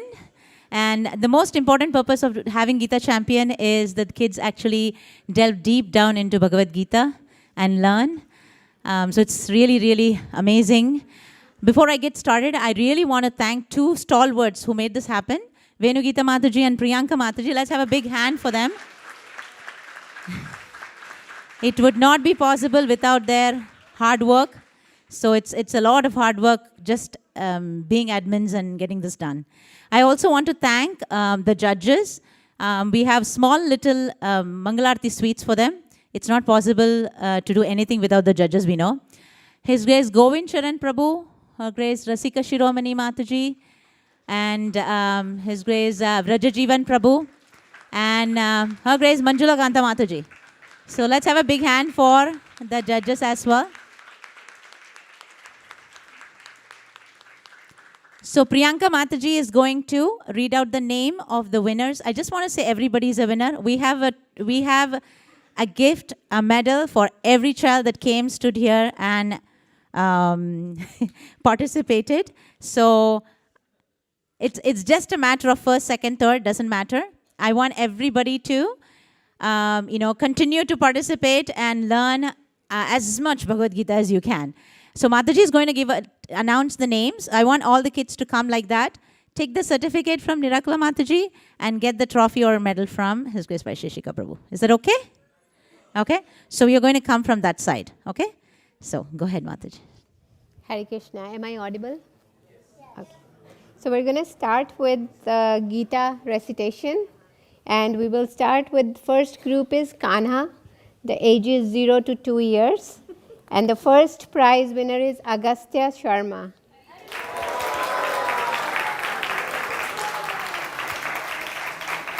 Agastya Sharma. Are you here, Agastya? We can keep on the side, yes. Second prize winner is Vithala.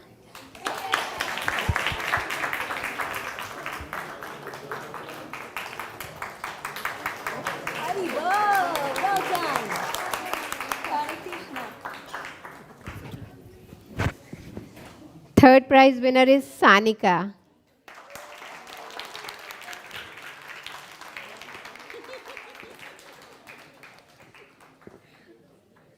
Hare Krishna. This is for you. Well done.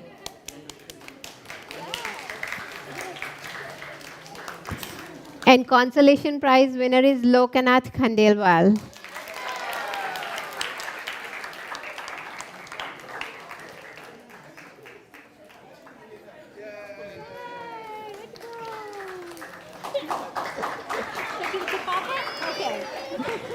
We have Agastya here.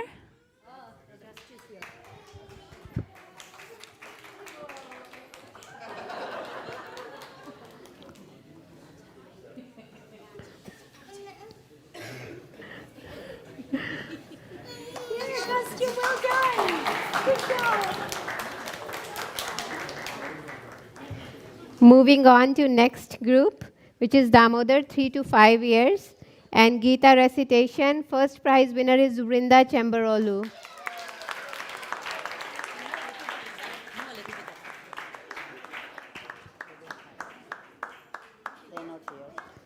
Vrinda, second prize Kunjari.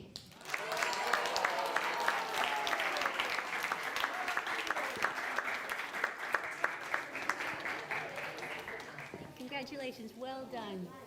Third prize, Radhika Tamkane.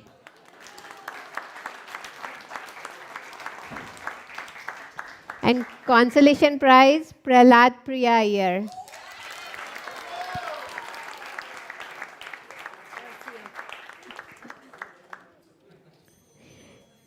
Oh, you're here for you. That's good. And consolation prize is Madhushrava Khandelwal.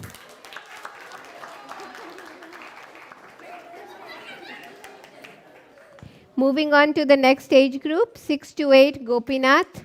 First prize winner for Gita recitation is Anvaya Dasari.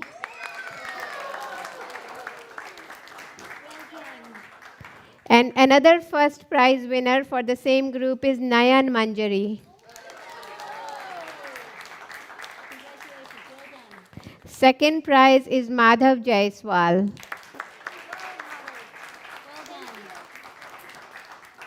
Third prize, Aradhya Rabula.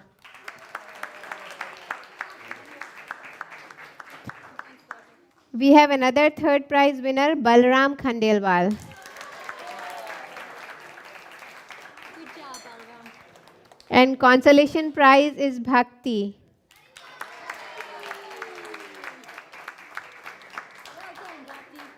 Another consolation prize for the same group is Balaram Chambarolu.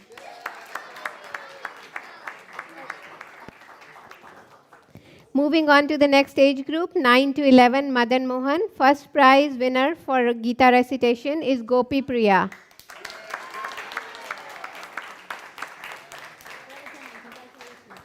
Second prize is Vedanto Bhaumik. Another second prize is Krishna Priya Iyer.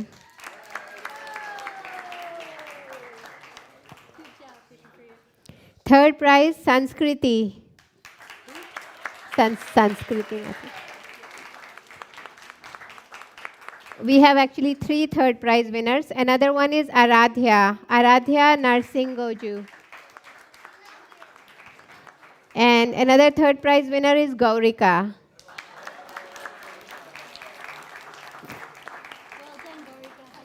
Consolation prize is Prabhav Veguru.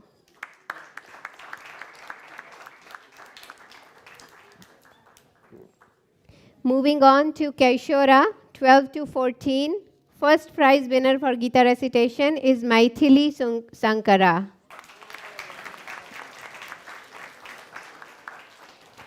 Second prize is Gaurangi Patil.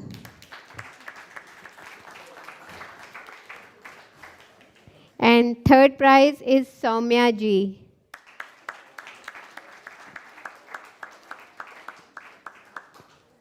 Mataji is coming.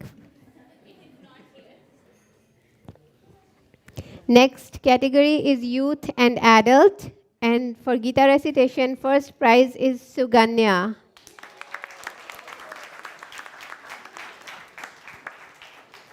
Second prize is Anuradha Challa.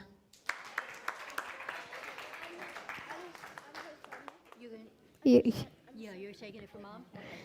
And third prize is Balaram Vilas. Okay. Yeah. Next category is Gita coloring contest. And Gita coloring, we will start with the first age group, Damodar 3 to 5. First prize winner is Madhushrava Khandelwal. Second prize winner is Mandali. Third prize winner is Meher Madan.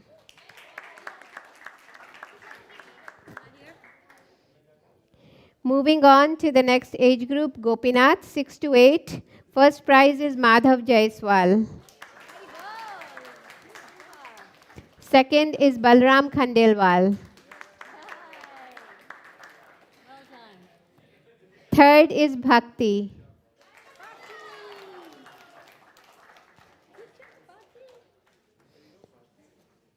Moving on to the next age group, 9 to 11, Madan Mohan. First prize winner is Shlok Bhaumik.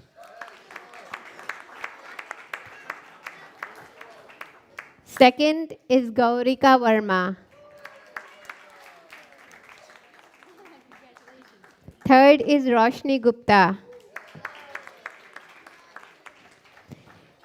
Consolation prize is Mahi Madan. For next age group Kaishora, 12 to 14 years, we have third prize winner Shreya Verma.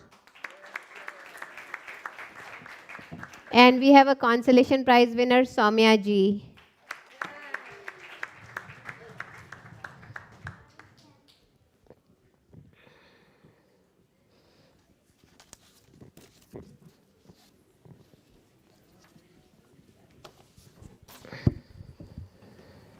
Next category is Gita speech contest. For Gita speech, the first age group is Damodar, 3 to 5 years. First prize winner is Arna Popat.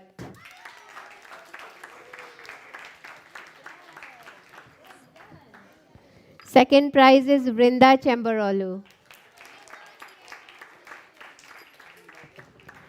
Third prize is Radhika Tamkhane. And consolation prize is Prahlad Priya Iyer.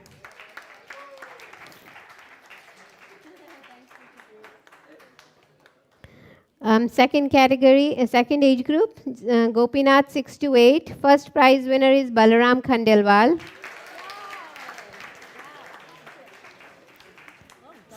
Second prize is Nayana Manjari. Another second prize winner is Keshav Balaji. And third prize is Balaram Chambarolu.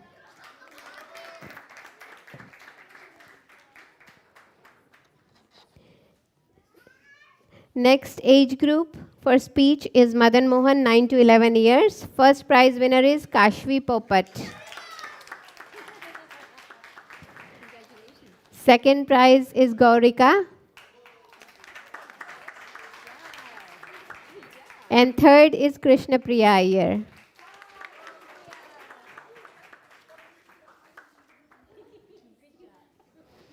Next category is creative writing. For creative writing, we're starting with the age group Gopinath 6 to 8. And first prize winner is Balaram Khandelwal. Second prize is Keshav Balaji. Third prize is Riyansh Gupta. And consolation prize is Madhav Jaiswal. For creative writing, next age group is Madan Mohan, 9 to 11 years. First prize winner is Gaurika Verma.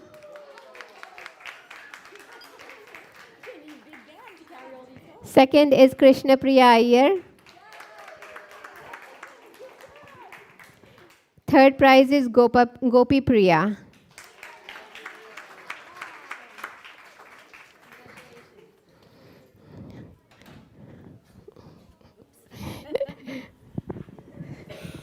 Last category is Gita quiz contest.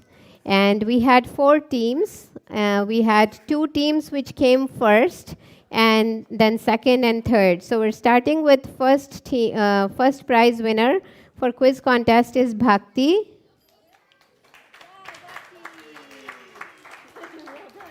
Kashvi Popat.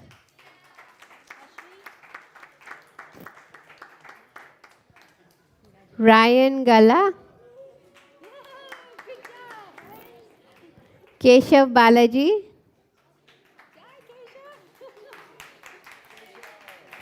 Gaurika Verma. Oh, okay. Gaurika. And Gopi Priya.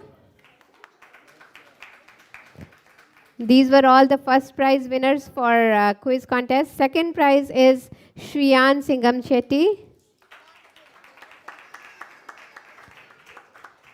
Prabhav Veguru.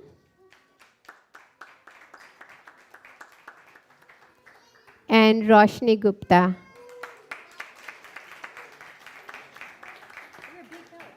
And the third team, third prize winner is Balram Khandelwal. Naina Manjari.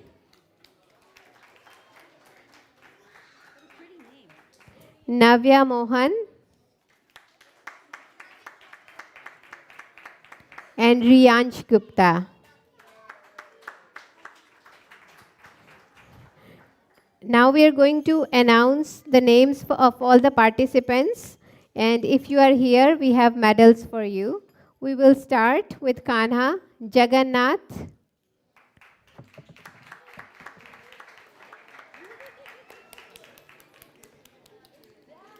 second is Damodar.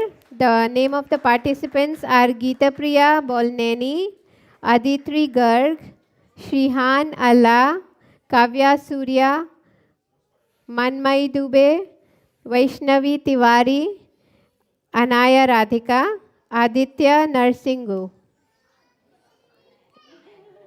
For Gopinath, we have Jahnavi Kailash, Gopika,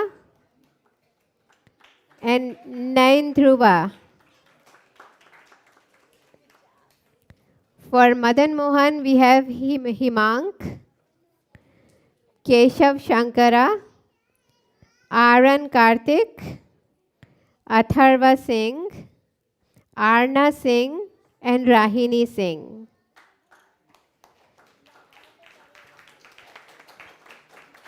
For Keshora, we have Radhika Iyer.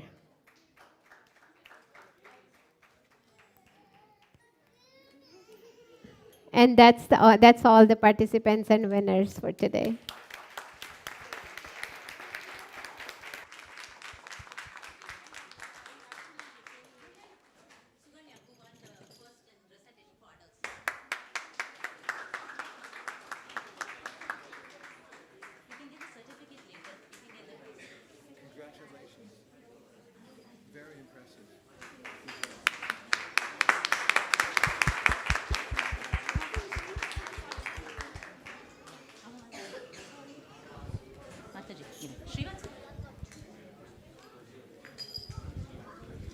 Are there any other participants who did not get their participation medal?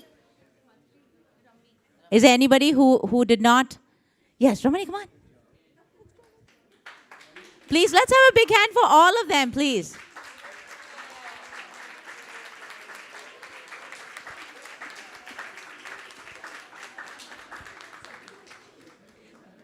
Suganya Mataji, you can come and have your certificate. Did anybody come late after we announced?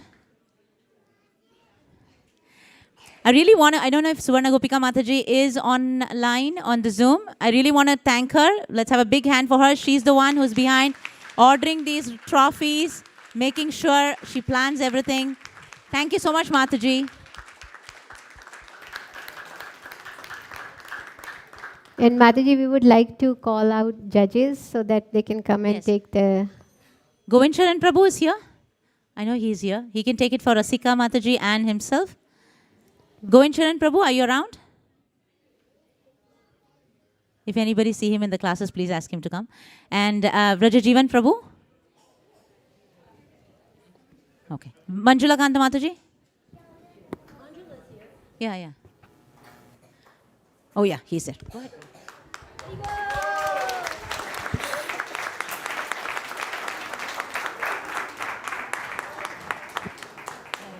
Thank you. One for you, one for Rasika. Manjula?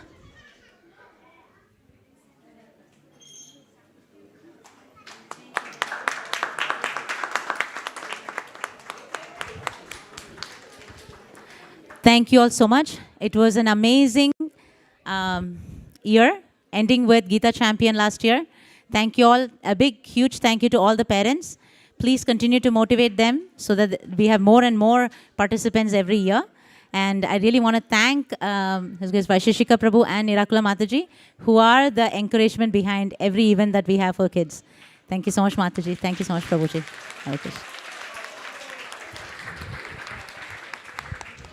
And right back to you, Sukeshri, Venugita, Priyanka, and all the leaders who organize this. It takes hours, days, weeks, months of preparation to do all this. And the way you're leading the congregation towards Bhagavad Gita, memorizing Bhagavad Gita is an indelible experience for all the kids involved. I won a ribbon in kindergarten for skipping, and it was 7th place because I tripped. But I've never forgotten the experience of receiving that. But I think of these kids who win an award for reciting Bhagavad Gita, and that becomes the samskar for their life, the highest value. So thank you very much for being the leaders in all of this. We're deeply grateful to all of you, and may Krishna empower you more and more to spread the glories of the Bhagavad Gita in our generations of young devotees. Hare Krishna.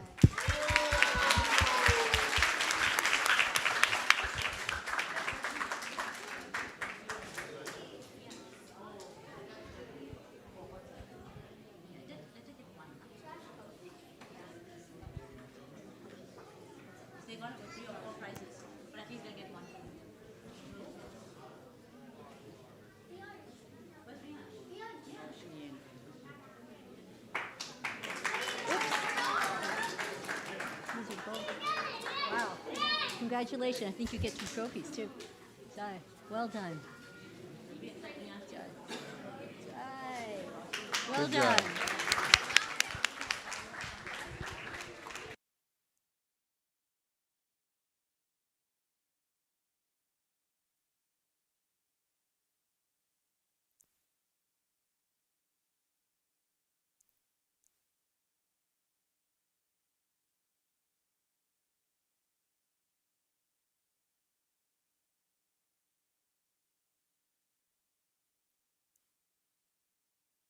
Hare Krishna. Now we will go. We can all go take prasadam.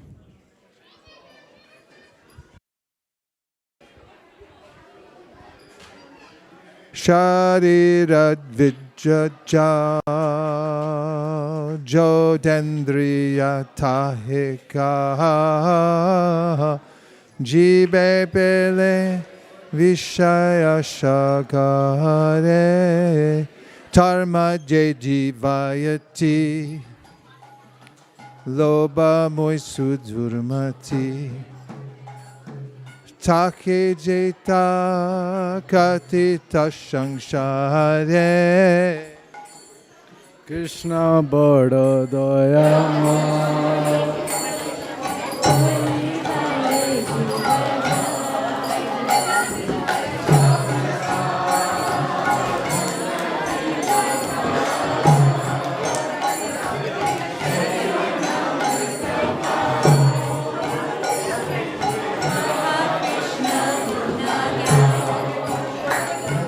Preme Gako Shri Chaitanya Nita